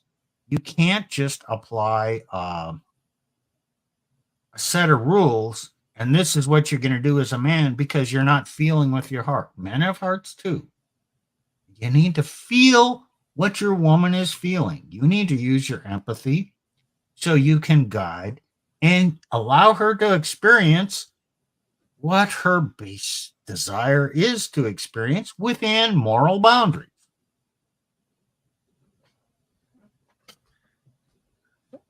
Well, Steve, it implies that she has self-control. And not necessarily. What she needs to have is the desire to be that person. And Steve, you actually said something interesting there, and that's a very good distinction between dominant and domineering. And you can be a tyrant without being a monarch or a dictator or any of those things. And in fact, the majority can impose tyranny. So the concept of tyranny is separate from the concept of dictator. It has to be. We also have two different words for a reason. But I would go so far as to say, for most men and most women, you don't need to be, if actually I would say, if you're being a dictator to your woman, she probably gonna leave. You know, or a tyrant. Sorry, if you're being a tyrant, saying, trying to control all the little stuff, she's probably gone. And she probably should leave. That's not, he's not being the man God calls him to be if he's a tyrant. And you know what? We're in a modern world here. I push things kind of to the ultimate, so you can say, well, that guy's going too far. Great. I'm going too far. Fine. But I want to say what is on the other side, so it gives you more leeway to move towards this leadership, this strong masculine presence. To give credit to Thor. Maybe in your mind, that's not a dictator. Fine. But, okay, now you've explored what is beyond, so you can come back. Okay, I call it the Overton window. I've expanded your Overton window so you can move further towards the dominant man that she actually desires. So, Elena, I want to get back to what you were saying, because you're saying, oh, well, feminist propaganda is it? No. Feminist propaganda, all it's trying to do is convince you that the dominant man is in fact a domineering tyrant. And it works because they're close, because they can muddy the waters between dominant behavior and domineering behavior. And that's why so many women buy into it. And it's really easy to tell yourself that, as this girl clearly did, well, he's not giving me what I want, so he's oppressing me. Tyrants oppress their people. So I am just using her language here. Well, so she was thinking that her ex-husband was a tyrant. Well, in this particular case, not Even necessarily. though we don't see the evidence of it. He didn't physically or mentally abuse her. No, Right. but he was oppressive. He was oppressive. He would not do. Well, then define the definition in the feminist mindset of oppression. They can be oppressed by any tiny little thing if a man Exactly. hasn't fulfilled. Yeah, that's the her point. desires. Yep. Hey, you can get a woman pregnant too many times, and apparently that's the Oppression, yeah, the form of abuse. yeah. So all their grandparents, where they didn't have all this reproductive stuff, I guess all their grandparents were oppressed and abused. The grandmother. Nick, this is an interesting one, and I think we touched on it in a different video on the resurgence. Is women up until about the 1850s, with the rapid advances in medicine that were being made at the time, it was excuse me, it was very likely that you were going to lose more children than survived the first 2 years. Mm-hmm. Yep. And so that, yes, women were expected to have lots of kids. Why? Because a good chunk of them were going to die, and that was normal. So this idea that women having lots of kids is abusive is biologically incorrect. That is how the biological system has been set up for millennia. Well, what allows them to think that way and say those things is the delusion and entitlement that feminism also supports, and technology. Because mostly technology. The feminism is downstream of technology. It was the ability to keep most kids alive that meant that feminism could become a thing. Because for most of history, women have a childbearing window. It's well, for childbearing, it's basically puberty to about what 35, 40. Well, it did become longer because of the technological advancement. Well, yeah, right. And it got so for most women, it would have been puberty to 25. 25 before, yeah. So now it's about a it's 10-year good, window. Yeah. Okay. Yeah, and then it's gone longer. And probably even in the past, there were a lot of women who had 12 to 15 kids. Well, yeah, that means her last kid was probably born 100 years ago. Her last kid was probably born when she was between 35 and 40. Yeah. Yeah, probably. I mean, because you're not. Well, also keep in mind that women were getting married sooner than now. Right. So, Got married at 16. 16. She has a kid every year. Mm-hmm. But then there'd be a gap and it might be 2 years between. Yeah, 35, still capable of having kids then. That's when modern women start having kids. You're right. Yeah. This is how And- delayed the the whole process is. Right. Feminism is the post hoc rationalization of the trends in technology and, frankly, the women's own desirous behavior. I like that description. Post hoc rationalization.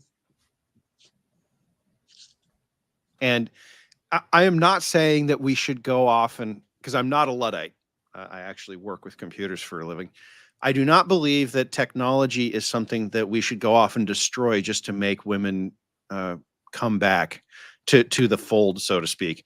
There's a great scene in the movie Interstellar early on where Matt McConaughey he's talking about why because his wife died, and he said, and this person was saying, oh, well, technology is bad. It's what caused the downfall of the earth. And he was like, that same technology, they back then they had a thing called an MRI that she had a brain tumor that would have detected that, and they could have solved it and fixed it.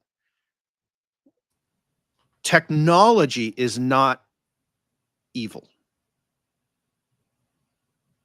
What we humans do with that technology is where the evil comes in.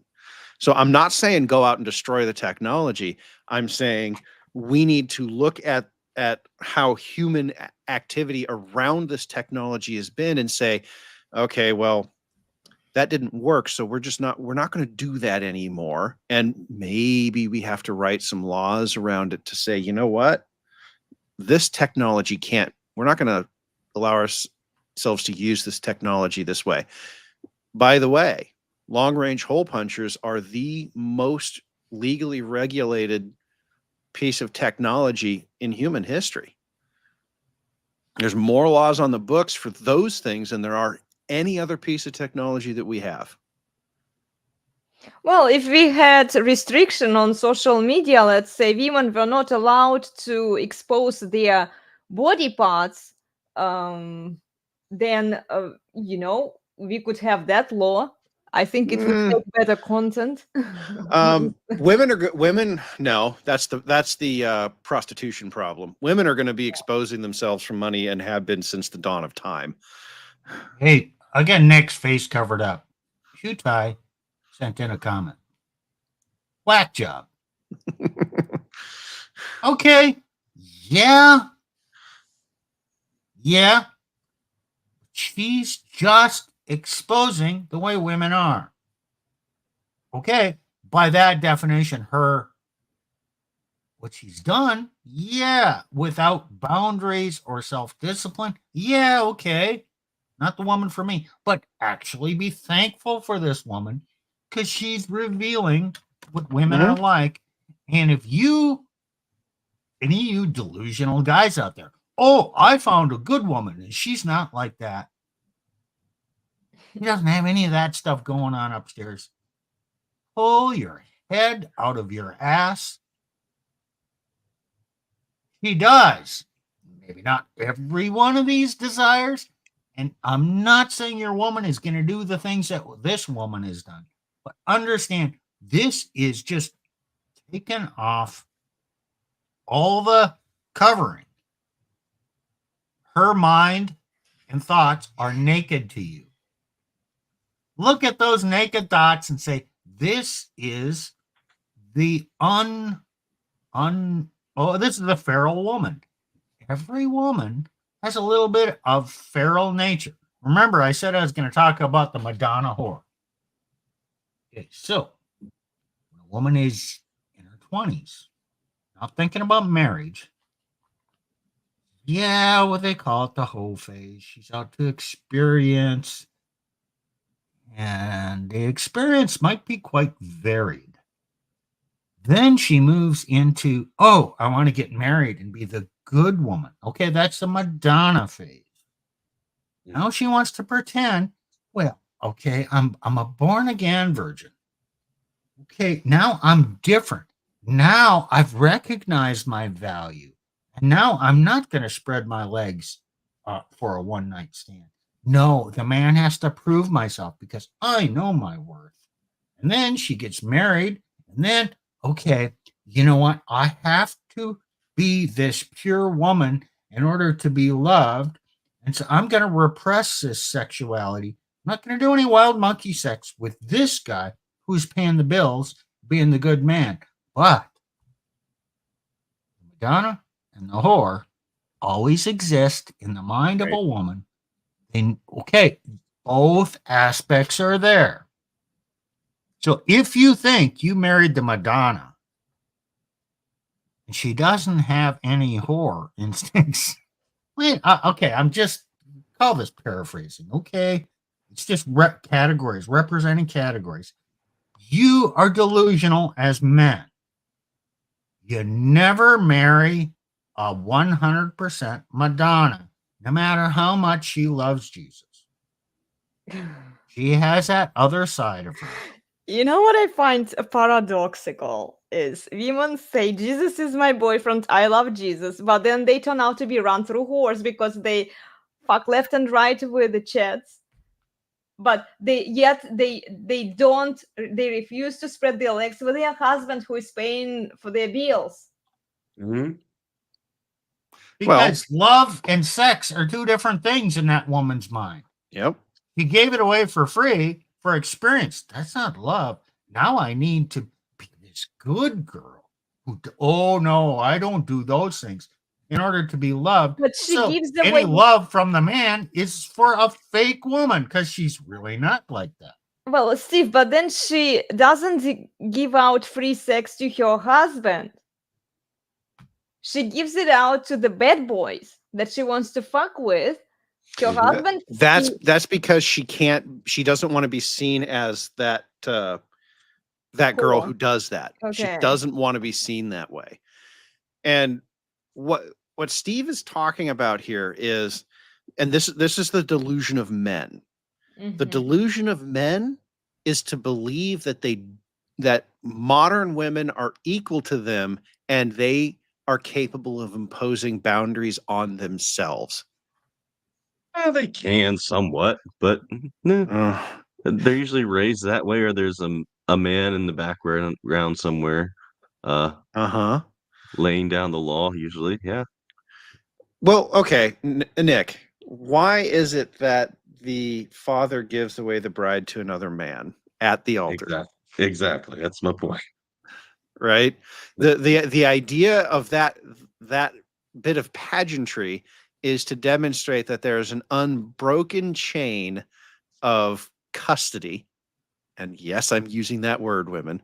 There's an unbroken chain of custody boundaries around that woman. And that is what makes her virtuous. She needs those boundaries. Plutarch. No, I'm going to ask Elena. Elena. Mm-hmm. Do you belong to your husband? Yes. Okay, that's easy to answer. Then let me ask the same question in a different way. Are you the property of your husband? Depends on how you look at it. There it is. Okay. You know what? It doesn't matter how you answer that. You Just already did pointing out answer a it. point that belonging is being claimed, and it includes aspects of being the property of. You Yeah, were the 10th under commandment his talks about that. boundaries. And yeah, okay, a husband. What does it mean? House, hus, bond, master, house, master. Okay, Mhm. being the property of a man, okay, philosophically, Yeah. is not a bad thing because a man loves His that which he property. needs to take care of. If a man Yeah. buys an expensive sports car, is he going to leave it out in the rain? Mhm. Is he going to polish it? Is he going to keep it clean? Is he Mhm. going to maintain that thing? He loves it. It's his property. He's going to keep that looking sweet. I agree with Okay. that. So Yes, if I'm a a woman, property. I'm okay, a just in property of this my aspect, husband then. okay, if he values his property, he's going to care for that. And the more he loves that piece of property, the more he's going to care for it. So this aspect, okay, and I'm not going to go so far as to say a woman is a property of her husband, but Yeah. understand this analogy. Okay, Yeah, I that's get all it. I'm saying. Well, Steve, what you're really describing is taking responsibility for the care of. So, and yes, I actually, at end of summer, it's time to go wash my nice car. So thank you for the reminder. But what you're getting at here is, if I, as a man, value something, if I I will take responsibility for the care of it. And so this concept of property, it has an inherent, or it should, component of responsibility. I am responsible for maintaining my house, quite literally. I had to go buy a new shelf for the refrigerator because it cracked when I dropped something into it. I have to maintain my property. I have to take care of it. I have a responsibility in this Mhm. case, because we're renting, I have a contractual responsibility to take care of this. Okay. Well, I also want to relate it to agency because, see, if women have agency, then they should be accountable and responsible for their choices. Women have, yes, they have agency, but don't expect Mhm. them to exercise that. The man's going to have to be the leader. And yeah, in some manner, he's going to have to consider his wife as his property. In her mind, if she's his property, her mind automatically goes to, I'm being controlled and he's a tyrant. Yeah. He's a dictator and that's That's the evil. Well, propaganda. Well, that's the okay, propaganda, so yeah. that's the spin. But yet, kind of her desire to be claimed and owned by a dominant man who cares for her and treats her well. So we got all kinds of wacky shit going on about this human desire. And then a man is encouraged to think of his wife as a Madonna. And she wants to pretend to be the Madonna and He wants the whore. neglect or define or Yes. refute So, her whorish desires. And so that means, oh, he can't take her physically the way he actually longs to. This is wacky psychology. so men delude themselves into believing that they want the pure woman who is a virgin. No, Right. no. Men, the propaganda for men is that your woman is 100% the Madonna, that she has no whore desires. And How this dare you ever think that of her? right, yeah, exactly. And the church is front and center on Oh, this gosh. particular mission.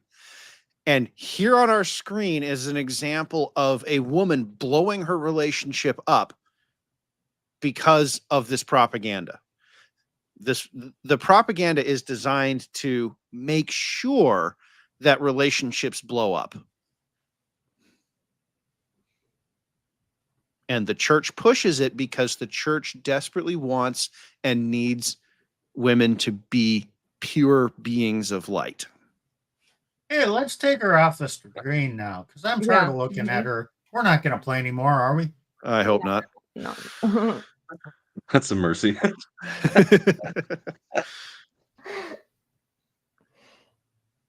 Well, have you enjoyed this stream, Elena?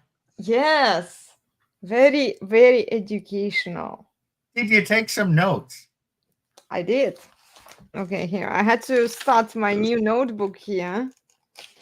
I have 1, 2, 3, 4, 5, 6, 7 pages Wow. of notes. Yeah. She's been pretty quiet this morning. I have been. Yeah. Well, I was listening to you because, see, I always tell to women that they're being brainwashed to want the soft boys, the men Mhm. who are overly nice to them. No. But now I can tell them that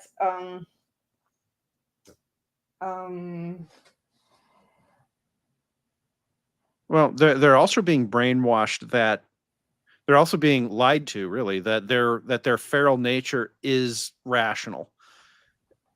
And you see it in so many ways where, men are raised with this idea that feral female nature is rational.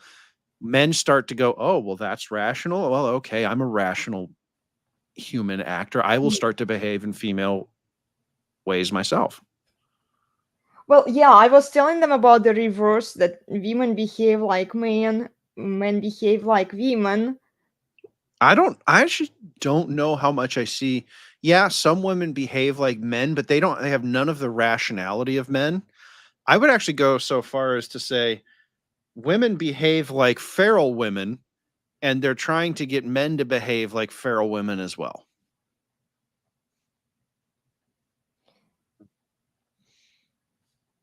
And the thing that destroys feminism isn't laws, it isn't technology, it's men putting boundaries on female behavior. But as men, we cannot do that until we understand and can think above our emotions about women, which is why the propaganda towards men needs to be what it is. They need us to not do. Okay. And men, short term, long term. Short term, when you impose boundaries, no consequences or anything, she's not going to like it. Not. And she's going to bristle against it. Yeah. Long term, she's going to appreciate it and respect you. Remember, as a man, you don't really give a shit whether your wife loves you. You care a lot about whether she respects you. And it's not her love for you that will keep her there. It's her respect for you that will keep her in the marriage. Yes. So be willing to piss her off in the short term. And yeah, it's going to make her miserable. She might cry. She might withdraw, but she'll be back because it enhances respect. Now, Elena, how many times does that exact thing happen to you? Your husband does something that kind of irritates you in the short term, but actually it works out in the long term. So all the time. I would say that she was, Steve, you were talking about bristling and the short term. There was a lot more of that early in the relationship. Yeah. Now I think she's gotten to the point where she, even if she doesn't like it, she kind of grits her teeth and says, yeah, but there's probably a good reason. So it's like, I don't want this to be true, but there's probably a good reason. Yeah, I see in the long term that it's beneficial, and it has been beneficial. So I don't fight. Well, no, you still fight. You just don't do it as often as you used to. there's still some part of a woman Oh yeah. knows that her emotions are running wild and she's not Mhm. able to control her emotions. Then her man comes in and says this, that, no, because her emotions are running wild. But there's also that part of her that says, thank God he comes in to actually put some boundaries on my emotions. And so now my emotions don't need to rule me and I can come back to a better place. And here we are, three men explaining the way a woman's mind works. To To a woman. Elena, The woman. and she's getting most of it, but then okay, don't quite get this part. And then we talked about it, and then okay, well, you know what? Maybe we're right, maybe we're wrong. But this is how three men have processed through how a woman's mind works. Maybe we're right, maybe we're wrong. But my beliefs are actually they're working for me because I'm not in a relationship right now. So Steve, I Right. have a question. Or go. You can go ahead, Nick. But I have a question for Steve on that. So a woman's brain is thirsty for Chad. Oh yeah. She's thirsty for Chad, but she want to use the beta provider. So they want to give the Madonna complex. So the Madonna face for the kind of weak, seemingly weak. He might not be, The but provider, Madonna to the provider. right. But she'll run over backwards for Chad. So like just last night, I had the weirdest thing happen to me. Some girl came up. I was just chatting with my friends at the bar, and they say, "Oh, can I get a video with you and say this?" I was like, "Okay, whatever." I appease them, whatever, no big deal. A friend comes running over and tries to talk to me. I'm like, "Oh, now I know what happened." So what were they trying to do?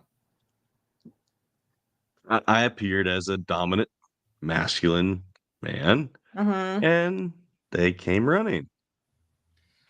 Yeah, you know what? She watched that and she got tingles, Yeah, and she came a running. it was kind of funny. My friends were like, "Did that just happen?" I'm like, "Yeah, I guess it did." So Well, so be Steve. careful with what you say because they can Oh. put it publicly, Nick. Oh yeah. Yeah. I don't know that I would I don't record care. videos Yeah. for women, but I don't care. well, true. You are public already. So Steve, we were talking about feral women and the difference between rational thinking and feral thinking. Is it possible? And I think I know the answer, but I'm asking the question for the audience. Is it possible that women don't actually know their own minds these days? Okay, this is overly simplistic, and ultimately, it's not true. Women do not think; they feel. While they're feeling, they're not thinking. Now, I mean it in the rational understanding themselves, because they never have to understand why they're doing what they're doing or what motivates them, because they just go on how they're feeling. Yeah. Mhm. And okay, now you've got to be able to take a step back out of the emotions and reflect kind of as moving your mind above yourself and looking down on your behavior to assess that. And probably women can do that. They just don't. And well, they're just feeling and acting on their feelings. They're not thinking. Although they do have the ability to think. They're just not tapping into that. Does that answer your question? It does, and that's the answer I was hoping for. because just because you have the ability to think doesn't mean you're going to use it. And that's true of men too. The good Lord knows how many guys there are out there who won't think. That could, I mean, we could call that programming. We could call that, you know, whatever you want. Oh, men have a term for that. Thinking with the big head, thinking with the little head. Exactly. Do we have a similar term for women? If they think with their, you know, and the big head. Just not really. Yeah, because we really don't. Well, it happens pretty much all the time. We I don't need think- to distinguish that. Right. It's like women, they think with their Heart. their Oh, oh yeah, okay. No, that yeah, they think with their heart. Yeah, okay, there it is. Now that sounds good, but it's really not. You know, if you want to actually succeed in life, think with your brain specifically. I'm gonna use the technical term. Think with your brain. Think with your neocortex, not your limbic system, not your because your limbic system is what drives your heart. well, it's emotions. It's heart is yeah. based on emotions. You Well, know. right. But so the point here is to say that, you know, Steve, you were saying, oh, you know, here's 3 guys telling a woman how women work. Okay. Yes. I think that's funny saying it that way. It, And you know what? I really appreciate Elena. I'm not putting her down at all. I think she's a great woman, and I enjoy discussion with her. But I can still express this. That doesn't mean I'm putting her down. I wasn't trying to say you were. I was actually going to say, No, I I'm think just we saying need that more for of the that. audience. Yeah. Okay, good. Because I think we need more of that. Because what the 3 of us have spent a lot of time, as you described, outside of our own heads, looking down at the situation and analyzing and trying to really understand what's going on. And we come up with things like these women are feral. They think only with their emotions to try and describe what we're seeing. And, you know, and then we sit here and we tell a woman on screen, oh, how dare we do such patriarchal things, how her own brain is working. And she's sitting here taking notes on how her own brain is working. There's tell you certain humor something, in that, isn't there? There is, but underneath that humor, there's a little bit of, you know, women, maybe if you spent a little bit of time listening to what the guys are saying about your behavior, you know, maybe you could learn something about yourself. And Nick, I think that both philosophically and in Christianity, we've spent way too much time entertaining the notion that we, the individual, are the best person to analyze ourselves, that we understand ourselves the best. I don't think it's true. What's one of the roles of a pastor in a church? Counseling to talk to reveal what's in people's hearts by applying scripture and meeting with them, doing visitation, saying, hey, I'm observing this in you. I've observed you kind of grow in this area, but hey, I think there's something wrong here. I don't know if you see it, but I'm seeing there's something wrong here. From And they can outside. be Challenging them. that wisdom to you Mm-hmm. to help you mature in life, because when you never stop actually maturing in life, you know. Well, and So it's see, like this old is man wisdom. Well, but everybody needs old man wisdom, not just Steve Salmon. well, but the point here is that the church structure has been this way for millennia because it works. And guys, look, we need somebody outside of ourselves to come correct us and say, you know, I'm seeing this in you. And now guys are more likely to have that. And it's other guys, you know, so like, you know, when guys are out with each other, you know, guys correct the group. We're actually, guys do this. Women don't. Yeah. Women, instead of correcting other women, they gas those women up and say, oh, you, this girl was saying, oh yeah, this, you know, I knew this other woman and she, you know, she was telling me about all these things she did in her divorce. Implicit in all that is she's telling this woman to get divorced. Yeah. Okay, we keep Women talking about don't give good differences. advice. They don't give good advice to women, and those women who try to challenge other women, like I do it, but again, how many women are Doesn't. watching us? No, it doesn't come across well. Yeah. But okay, are men and women entirely different? No. No. I can show this. So, question for the guys. For your male friends, in order for you to have a really good male friend, in order for him to reach that status, doesn't he need to call you out on your bullshit and challenge you? Oh yeah. Okay, so once he challenges you and causes you to think about your actions, oh, that's valuable. How the fuck do you think your woman is going to respect and value you if you never challenge her? Bingo.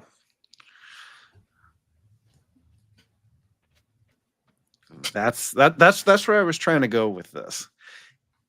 Well, and there was a book even published in the while she was a member in the Orthodox Presbyterian Church. It was one of the best-selling books and praised in some of the Orthodox Presbyterian book reviews, talking about, I don't need to be told how to be a woman. I am a woman. But then she has all this criteria for the men. So the men need to be told how to be men. Yeah. I'm like, oh, this is interesting. Mhm. Well, that is the feminism propaganda being turned back and onto the church and saying, because Nick, we talked about earlier, with this belief in the church that, oh, we know ourselves the best. No, the entire church is set up because you don't. You need somebody else to tell you. And I'm kind of saying this humorously because, there's three dudes telling a woman about how she thinks on screen. But that is actually what, as you said, a pastor does. And men tend to have these groups, and we tend to be okay with them. Like Nick, you were out last night at a restaurant. Were you around other men? Yeah. Oh, Two Christian brothers. Oh. Yeah, two good Christian brothers. We're building each other up and discussing crap, having a good time. So. Okay.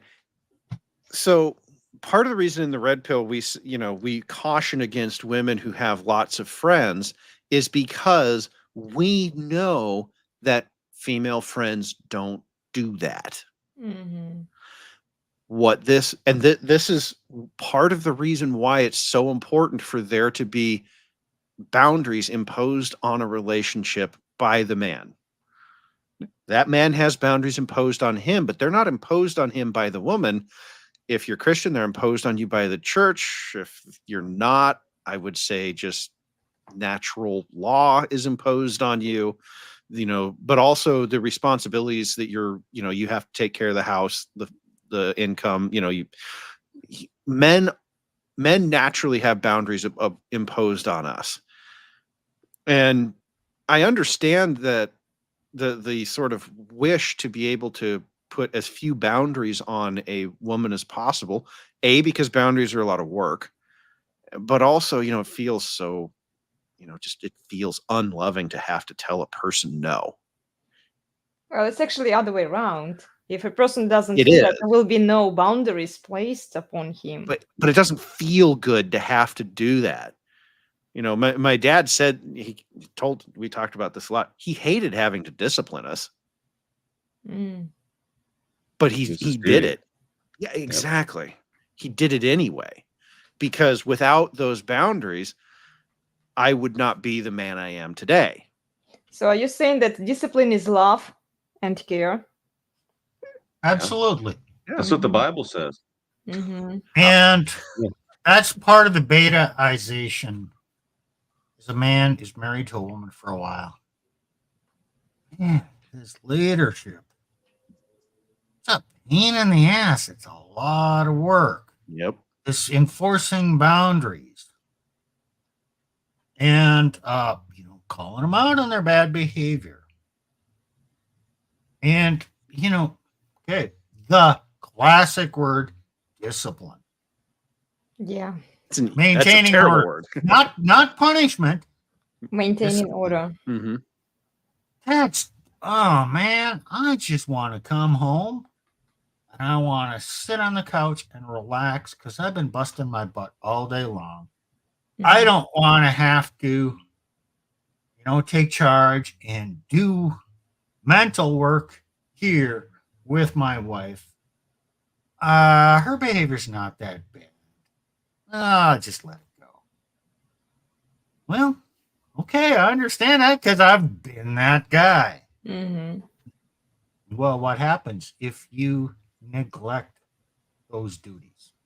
Well, it hurts you. It's, you know what? That's kind of the end of the relationship.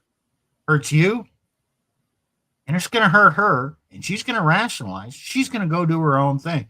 But yeah, you're going to really suffer badly in a nasty divorce for the first 5, 10 years. If you can mentally make it through that without self-deletion, you will, in 10 years post divorce, you will actually be doing very well.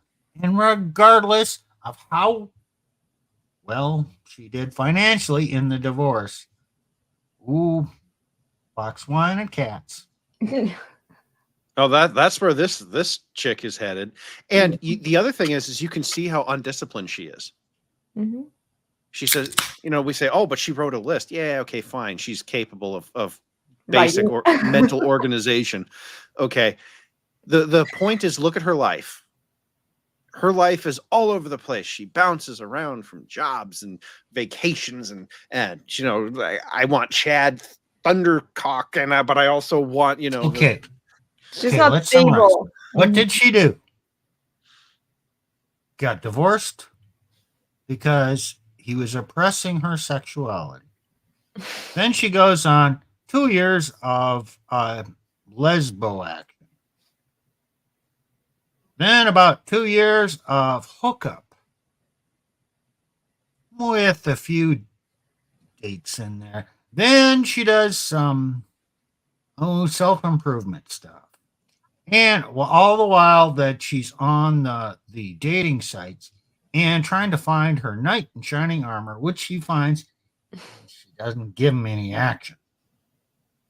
And then she realizes that all the men who are her Chad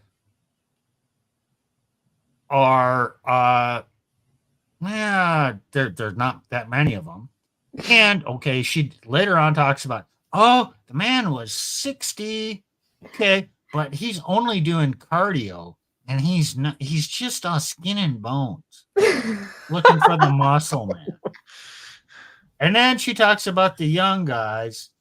Okay, she kind of likes them, but the men her age, then she finds that Chad guy. And she'll approach him and say, whoa, we should go out. Well, he's married. Or He's married. and she laments that those guys with the quality she likes who are in her age range, guess what? They're only going for the younger women. Of course they do. So, holy shit. How much?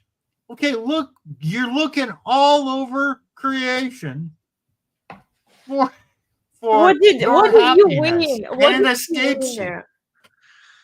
So Nick. And then most of the average men just don't measure up to her standards. She doesn't even see them because they're not Chad level.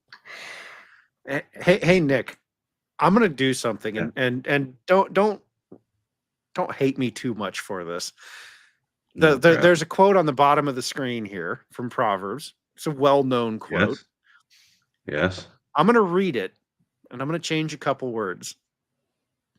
Whoever spares the rod hates his daughter, but he who loves her is diligent to discipline her.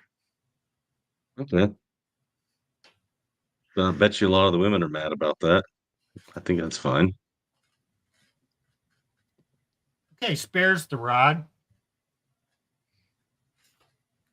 Let's just replace that with imposes boundaries or enforces boundaries.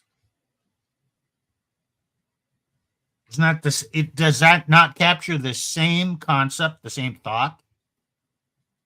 Yeah. But So okay, I- don't think physical discipline here. Think imposes or maintains Mhm. boundaries. well, and I also wanted to point out that this, I mean, this is written to men, and it's very true for men, but it applies to your daughters too. Mm-hmm. Oh, and man, they even use that word discipline. Right. So I just wanted to put that up there because what we subjected our audience to today was an undisciplined woman. Now, here's the thing. She got divorced at 50. And up until and there's an interesting that happens at around 50 years old. Because she had mentioned that she was raised by a patriarchal in a patriarchal family, and that she was raised a certain way. Okay, but at 50, what is typically happening? Her dad is probably 75, could be even older. He might have died. And the kids have left the Her nest. dad is and the- still alive, actually. Oh, okay, but Yeah. But what ends up happening is she is far enough removed from those disciplinary structures. So her dad did impose discipline on her. Her husband clearly did not, by her own words, but or boundaries on her. Okay. There comes a point where she's looking at life going, nobody's imposing boundaries on anymore, because her dad probably isn't at the age of 50. She's at the age of 50, he's probably, and he's probably thinking, this guy is doing it, because a lot of guys think that, that it goes back to the marriage ceremony, the guy hands the girl to the husband, right? So the guy's thinking that. She's not. The kids are gone. She has no reason left to behave at all as she was raised to be. And she just says, you know what? That was a lot of work. I'm bored. She says oppressed. I'm just going to call it bored. I'm bored with this. Mm-hmm. I'm out. Mm-hmm. Oh, there's another thing here. Good. My first divorce happened. I was about 40. She was 43. Right after her radical hysterectomy. Oh, that's called menopause. My second divorce happened, she's 49 to 50-ish. And yeah, I was kind of right in that menopause. So a woman's brain changes radically when she goes from her fertile years to menopause. The hormones are completely different. She's going to react completely different. I have not been able to maintain a marriage with a woman going through menopause. Now, maybe it's my fault. I'm just exposing correlation, not causation, because I'm not saying that's the cause. It could be also, Steve, no matter what you do, even if you did all of the right things, women can still choose to leave the agency. Right. Which we in the red pill struggle with. But here's the deal. Regardless of, it's almost like, I don't know, I'm kind of hesitant to blame it on the hormones, because what this woman talks about is, yes, there are hormonal changes going on, but she is talking about she's talking about things that are like, okay, because she said 25-year marriage, her kids are definitely gone. She was waiting for something to happen. It could be the kids leaving, she needed a Reason. Mhm. not a reason. She needed a moment in life where she could say, yes, but I've done my duty. And now, because if you listen early in the video, she kind of alludes at this. It's I have done what I was supposed to do. I was raised this way, but I was oppressed. I was this, I was that.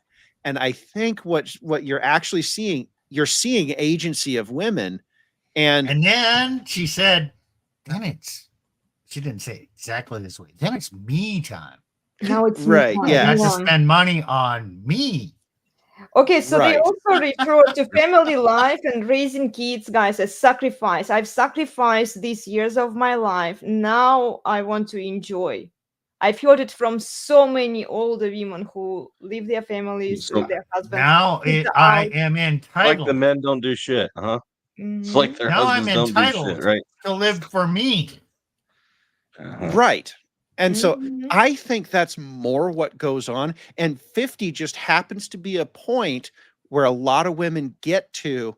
The kids are raised, they're in a boring relationship with a boring man, and they're like feminism, and they're like feminism, but also they see, more importantly, they see other women doing the same thing, and they go, oh, it's okay for me to do this. Mhm. Women are hive mind, right? There's a comment said, there's a comment here. I think It's the hive mind, right? They see other women behaving this way and they go, you know what? That looks like a lot of fun. I want that too.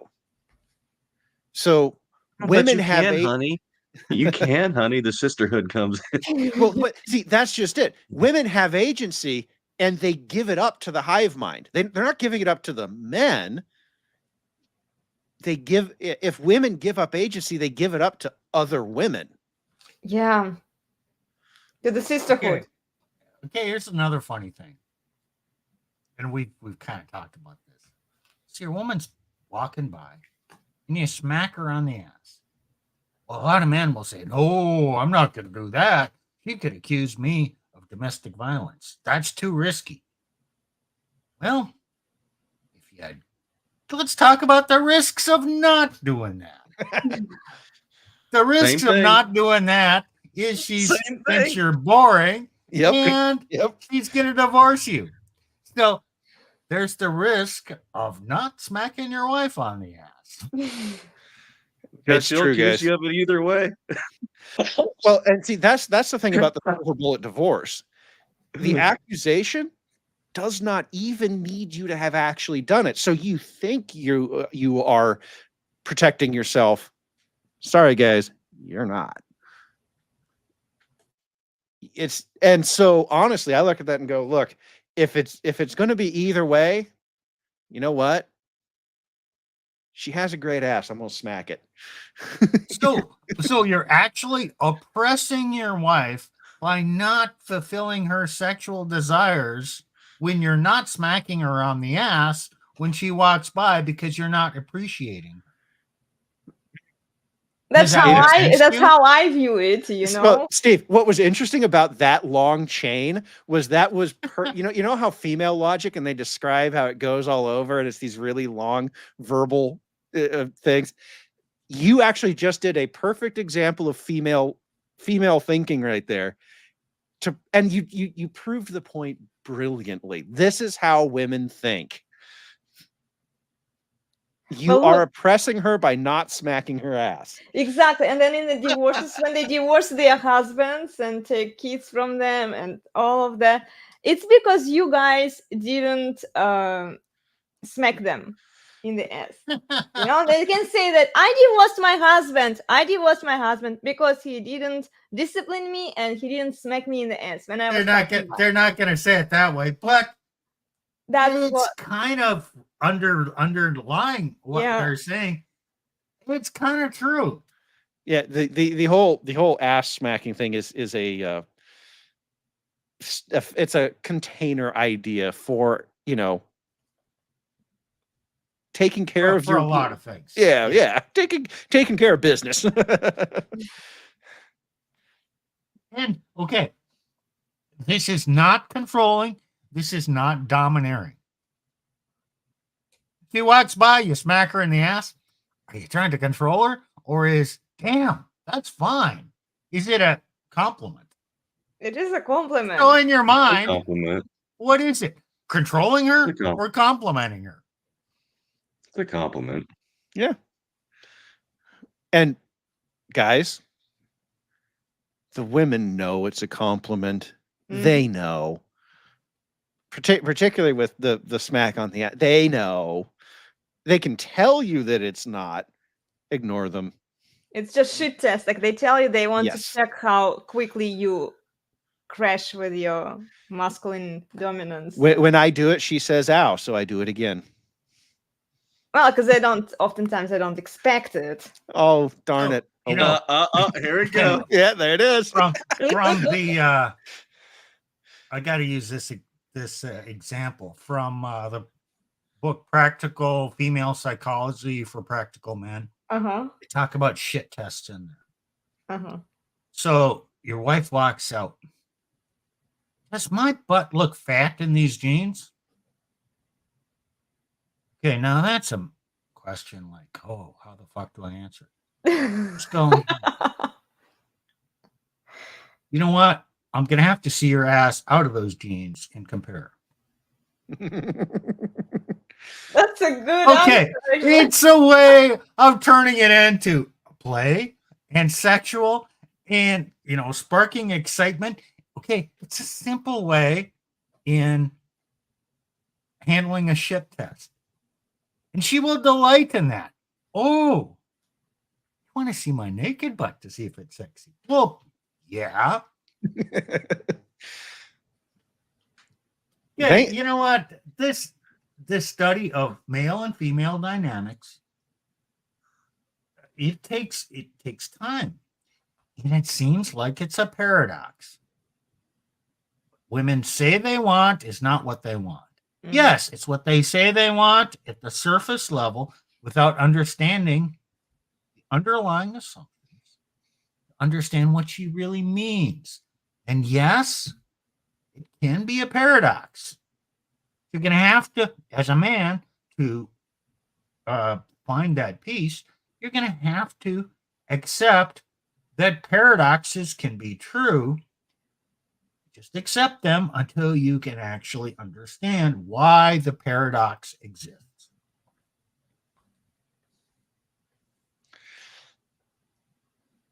Okay. So there's a couple comments. One of them, I don't know if I'm going to pull it up or not because it's not really related to what we're talking about. But I do want to say this. Emotional intelligence is not a thing in the psychology circles. That's made up feminist bullshit. Yes. Sorry. There's exactly one kind of intelligence. It's called IQ. IQ, yeah. And that's all there is. When people speak about emotional intelligence, what they generally are referring to is the kind of things that we're talking about here of having studied and understanding how other people work. So the other one, this one I'll put up. If you smack their bottom, the feminists will call it abuse. Yes, they will. But even the feminist women, they still like it because they're still women. Yeah. Mm-hmm. Mhm. And Hey, that just goes back to the risk of smacking around the ass yep. versus the risk of not smacking around the ass. You'll get Which accused is the either greater way. risk? Right. Yeah, you're risking things either way. Yes. You choose. I'm not choosing for you. If she wants to hit the self-destruct button on the marriage, she's probably planned it, and she's probably already has well, maybe not all, but a lot of them can. There's a good percentage that purposely try to have false accusations against men because they get more stuff rewarded to them custody-wise, et cetera, et cetera. And they don't have to prove it. There could be no evidence. You could have never done it all. It's all false, and Okay. fake and No, false. a little bit more information. Go ahead, Nick. Finish. No, what I'm saying is that If you don't smack it, you're gonna get you're gonna run a chance of getting accused and your marriage ending anyways. Okay, so in my first marriage, I didn't know this truth. I didn't smack her in the ass. I got falsely Oh. accused. My second marriage, I did smack her on the ass, and for the most part, it was good. And I was falsely accused, but not of that. Oh, that should tell you something, guys. That's Oh, interesting. Interesting data here, huh? Oh, that's funny. You So will be falsely accused if she made up your mind to leave you anyway. It's just right. There's a term that you'll hear in the red pill. It's called outcome independence. And what they're trying to say is that your actions need to be, need to be built on this idea of outcome independence. And that's kind of what's this is a outcome independence in the negative, but that's kind of what Steve is talking about. It didn't matter how he acted, the Mhm. outcome still happened. And so as men, you have to start building your lives around this idea of whatever outcome happens, I will be okay. That's why I said earlier, like if let's say Elena decides to, do the 50-year-old, I need to go find myself thing, or I need to do the girls trip thing. She knows that the deal is the divorce paper. There's a stack of paper for her to sign when she gets back. For The good me, thing is you've talked about this in advance. right. She knows what the consequences are. There's not going to be any emotion or screaming from my part. It's going to be, here's the paper, here's the pen, sign here, we'll go, and we're Well, done.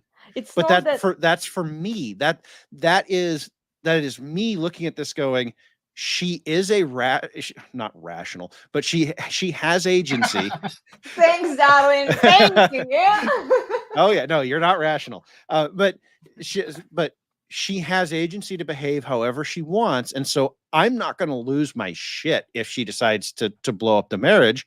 It's just going to be, nope. Here's the paper. Here's the pen. We're done. And people are saying, oh, and I've heard this particularly out of the Christian side of everything, but that means you don't love her. That means that this all is hyperventilating over the end of the marriage, and I'm like, you don't understand.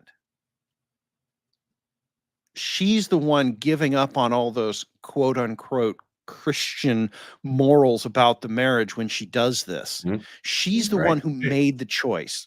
If that happens, and the Christian men say, "Well, I'm going to fight for my marriage, and I'm Mhm. going to show her that I still love her, and Mhm. I'm going to be this and that, and I'm going to pursue."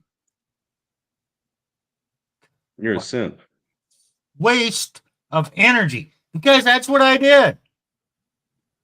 And it actually makes no difference, and if anything, makes things worse. Yeah. Mhm. Once a woman's mind is made up, she's not coming back. She's Right. not coming back. That And was her that. rationalization hamster is working overtime to blame you for everything. And Yep. okay, she's moving from a cushy life where she didn't have to work, potentially, to now she's going to have to work. And now she's going to have to be have a boss who tells her what to do and be an at-will employee to be fired if she doesn't do that. And she's going to have to go into work for 8 hours a day and do what she's told. Versus being at home and maybe not working and being this oppressed wife and having 2 to 3 hours of chores, doing Well- laundry, dishes, keeping the house clean, whatever. She thinks that's oppressive, I find it more oppressive. but she's gonna do it. So you know what? You're not gonna convince her otherwise. Let her go. I find it to be more oppressive to be a public whore when, like, that lady, like, she is all for adventures, fucking around with multiple dudes, than just being a loyal wife to one man. It's just my opinion. It's probably is more work, but they are so possessed of this idea of individual freedom and that they are oppressed and all of that, that they honestly believe, like if you were to hook them up to a lie detector, they really do believe that that lifestyle is less oppressive than sitting at home downing bonbons and having to do chores for a few hours. She feels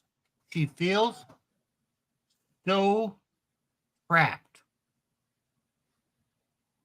through boredom that it's like a feral animal willing to gnaw off its leg, caught in the trap to get away. Yeah, you're going to get away. You're missing a leg. And you were willing to give up all that because you were bored. They're willing to destroy themselves because they're bored to go on the experience. So, guys, you got to give them a little bit of experience. And being that boring, reliable guy does not provide them the emotional energy that they really crave. So you might as well give them the emotional energy. Hey, it might still not change the outcome, but don't be that servant leader who's doing everything superficially the way she says to provide stability, because at some point a woman is not going to stay for provision because she's going to want some excitement, which automatically includes sexual excitement. Not exclusively, but it's in there. Also, it's the hive mind, so they cannot fathom that it is fulfilling to be a stay-at-home wife and mother, and a great duty, a very good godly duty, and it's necessary. They can't fathom that that is good and fulfilling because the sisterhood, the hive mind, says it's not.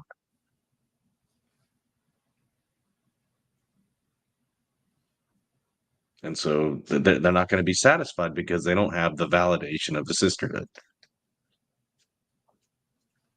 So it's all for the validation of other women. Not for the man.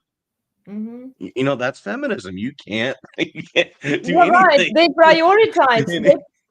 Exactly. They prioritize the sisterhood. They prioritize the other women, not their men. And I think it's the problem.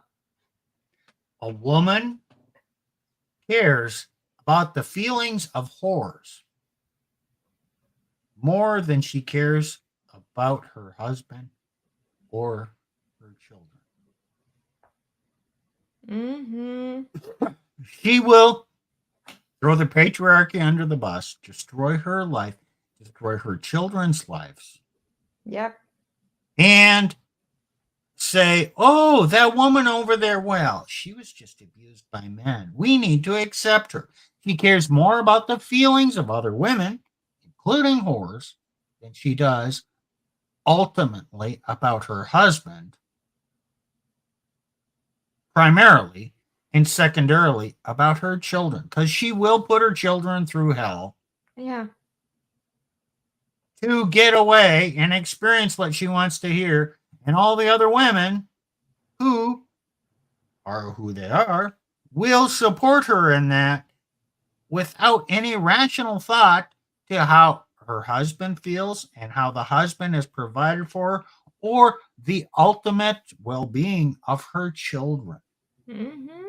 Because there's plenty of information out there that says children are best raised by two, a father and a mother.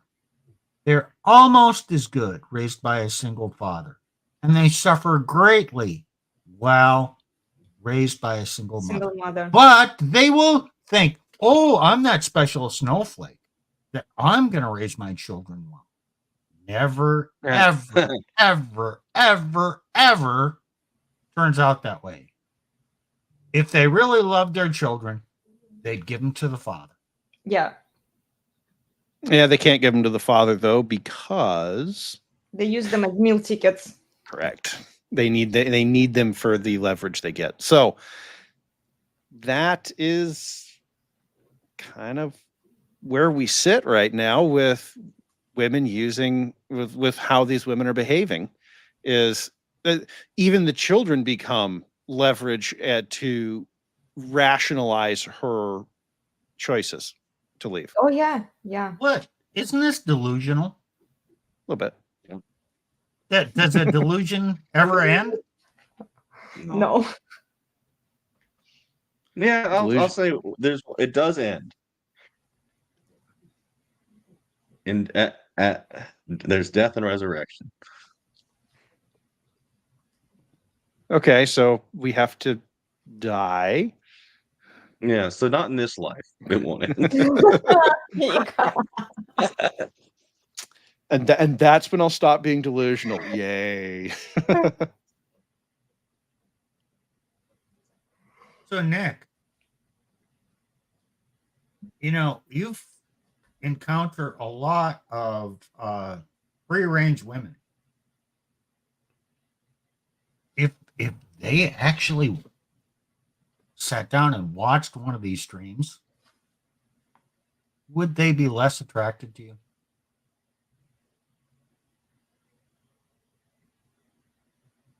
You talking to me? Yes, I am. Okay. I don't care. No, I know you don't care. They'd probably be less attracted, but I don't care. You know what? I think you're wrong. I think they would be offended. Oh. But But- they wouldn't have the ick. But They wouldn't have the ick. But they would no, still be no, more they would be attracted to you. offended, but their body would still have tingles. And Ah. ultimately, Ah. they would not be less attracted. Because here's a man who's saying these things, and God, I hate it, but I get these tingles. Yes. Women do think that way or behave that way. So, and it's okay. Another paradox. Right, Elena? Oh yeah. I mean, Well, that's why some, they not always all women. That's why they keep going back to the a-holes, right? And like, why do I always pick the asshole? Oh, because they respect him and they give them the tingles. The nice guy is dry. Like the lady that she had that delusion. She's like, oh, but I went on these dates. But I never slept with them. But yeah, I slept with the other guys. Right. She gave free sex for the assholes, but not for the nice guys who were paying Right. for your meals, who were paying for expensive dates. Yeah. The delusion never ends. Well, But I hope you this can learn stream from gets a few views. We don't have too many watchers right We now. actually have quite a few watches, and thank you guys so much for sticking around with us. It's a long stream today, and we have 35 watchers now who are actively watching and consistently. Yeah, so thank you. Okay. And shout out to the folks on Nick's Twitter. Yes, thank you guys. Yeah. Thank you. Hey, I hope we've caused some people to think about these things and actually go deeper than the superficial level. That's it. And any final thoughts? Shall we wrap it up? And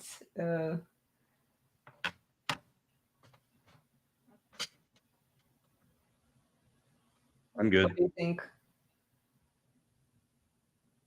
I'm good. DC King and I are having a chat about IQ in the chat down here.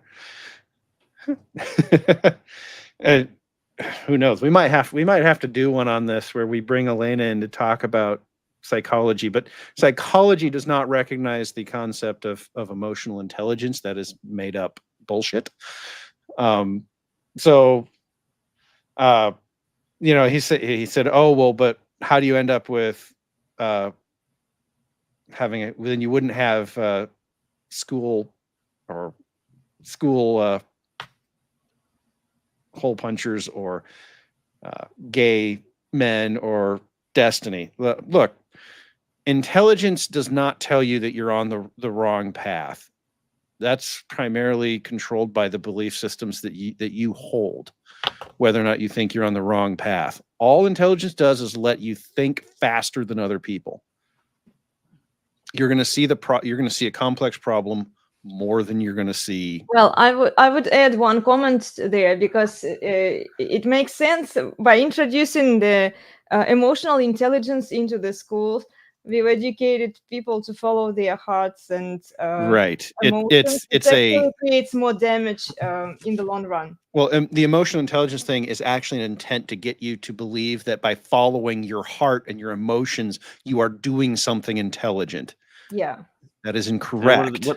And what happened in the book of Judges? Every man did what was right in his own eyes. Basically, they're following their own hearts, but their hearts were really far from him. Yeah. So emotional intelligence is actually a smokescreen word for delusion. Yes. Okay. I'm looking at it differently. Emotional intelligence, it's a code word for tolerance. Because you're not going to hurt someone else's feelings. You have to affirm them. Oh, no, you can't have an opinion or do anything that might offend them and not be tolerant. And I have to address this comment. Mm-hmm. I don't know who you are, White Claws, but I have to say this. The woman in the video we showed was 60, and her SMV has been going down for 20 plus years now. The delusion never ends. Her SMV actually would be higher if she still stayed married to her ex-husband. Probably true. Yeah. Yes. That's why she was a perfect woman to expose that the delusion never ends. Yep.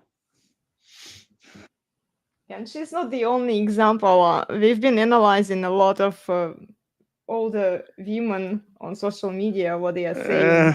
To some extent, it never ends, and so ends.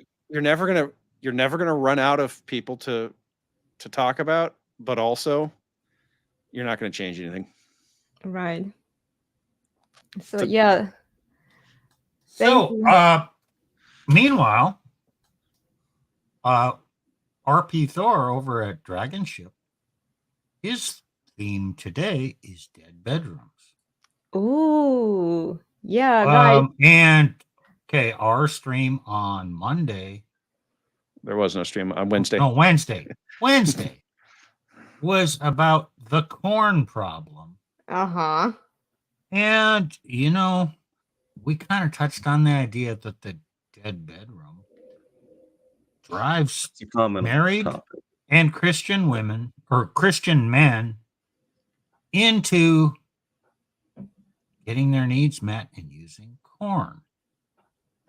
Okay, so you know what? I'm going to watch that stream. I'm going to go over there and watch that stream. And I encourage the rest of you to go over and see what Thor and the crew is saying about this. See, and then watch our stream on the Resurgence of Sanity on Wednesday, then go watch his stream. I have no idea whether those guys are going to agree with us or come up with something else. Doesn't matter. I want you to think about this issue. Yeah.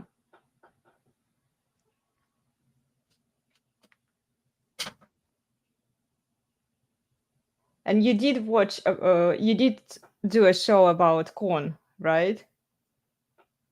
We did too. You did 2 shows about corn. So yeah, we did. The corn is the stats and the problem about it. And is corn really the relationship problem? Because that's usually how the feminists in the church want to make the issue. So yeah, guys, go check out those shows. I think I watched one of them completely, and then the other one I only watched part of it because I was teaching. And I'm going to show you the schedule of our activities here. So please join us on Saturdays for deep dive conversations like this one with the Resurgence of Sanity guys, with Nick, Steve, and Plutarch. And then and join me for the workouts 5 times a week from Monday to Friday. And the guys on the Resurgence of Sanity YouTube channel have 2 different shows on Mondays and Wednesdays at 5:45 p.m. Pacific, at 7:45 p.m. Central, and at 8:45 p.m. Eastern. So yeah, please go support the Resurgence of Sanity YouTube channel, subscribe. You know, I just want to appreciate those people that tune in to watch us. You know, I like when people watch our stuff, but I would be doing this if it was just the 4 of us talking, because I enjoy our conversations that much, because I learn from all of you. Yeah, I get to rant a little bit. I actually enjoy that too. But our interaction generates so much ideas, and I understand things better. I really appreciate my fellow streamers here, and I appreciate our audience. Yeah. Thank you guys for your kind support, for your comments. And if you could please leave a comment after we are done here with the live stream. Tell us what you liked about the stream and what you agreed, what you disagreed, and why. We appreciate your feedback, okay? And this might help us to boost the video in the algorithm a little bit. So yeah, thank you, White Claws, for your comments. Cool. Yeah, I'm glad you enjoyed the stream, guys. I always love talking to you guys because I learn a lot and I make a lot of comments. And in fact, I sometimes write the articles on my Substack as a summary to our discussions. We'll see. I might come up with something, but I have been recently busy with a study that we are running for biological men. So if you're interested, please go fill out the survey. Here, I'm going to share the link. You can find it on Elena's Barre website. Just click on it and scroll through so that you can see the survey for biological men and fill it out, okay? I appreciate your feedback. I'm not revealing any of your names, any of your individual answers. I'm just using it for the statistical purposes to see what men prefer in women. And if you want certain qualities in women, you rate them from +1 to +10. If these qualities don't matter to you, you just assign 0 or close to 0 on either side, either positive scale or negative scale. And then if you don't want certain qualities in women, you assign -1 to -10. So you have to rate the degree to which it's important to you, okay? Go fill out that survey, and soon I'm going to reveal the statistical results for you, okay? That's pretty much it, guys. Cool. Okay. If we are done here, let me take us out. Remember to please also like, subscribe, and we'll see you next time. Have a wonderful weekend, everyone. Bye. Bye.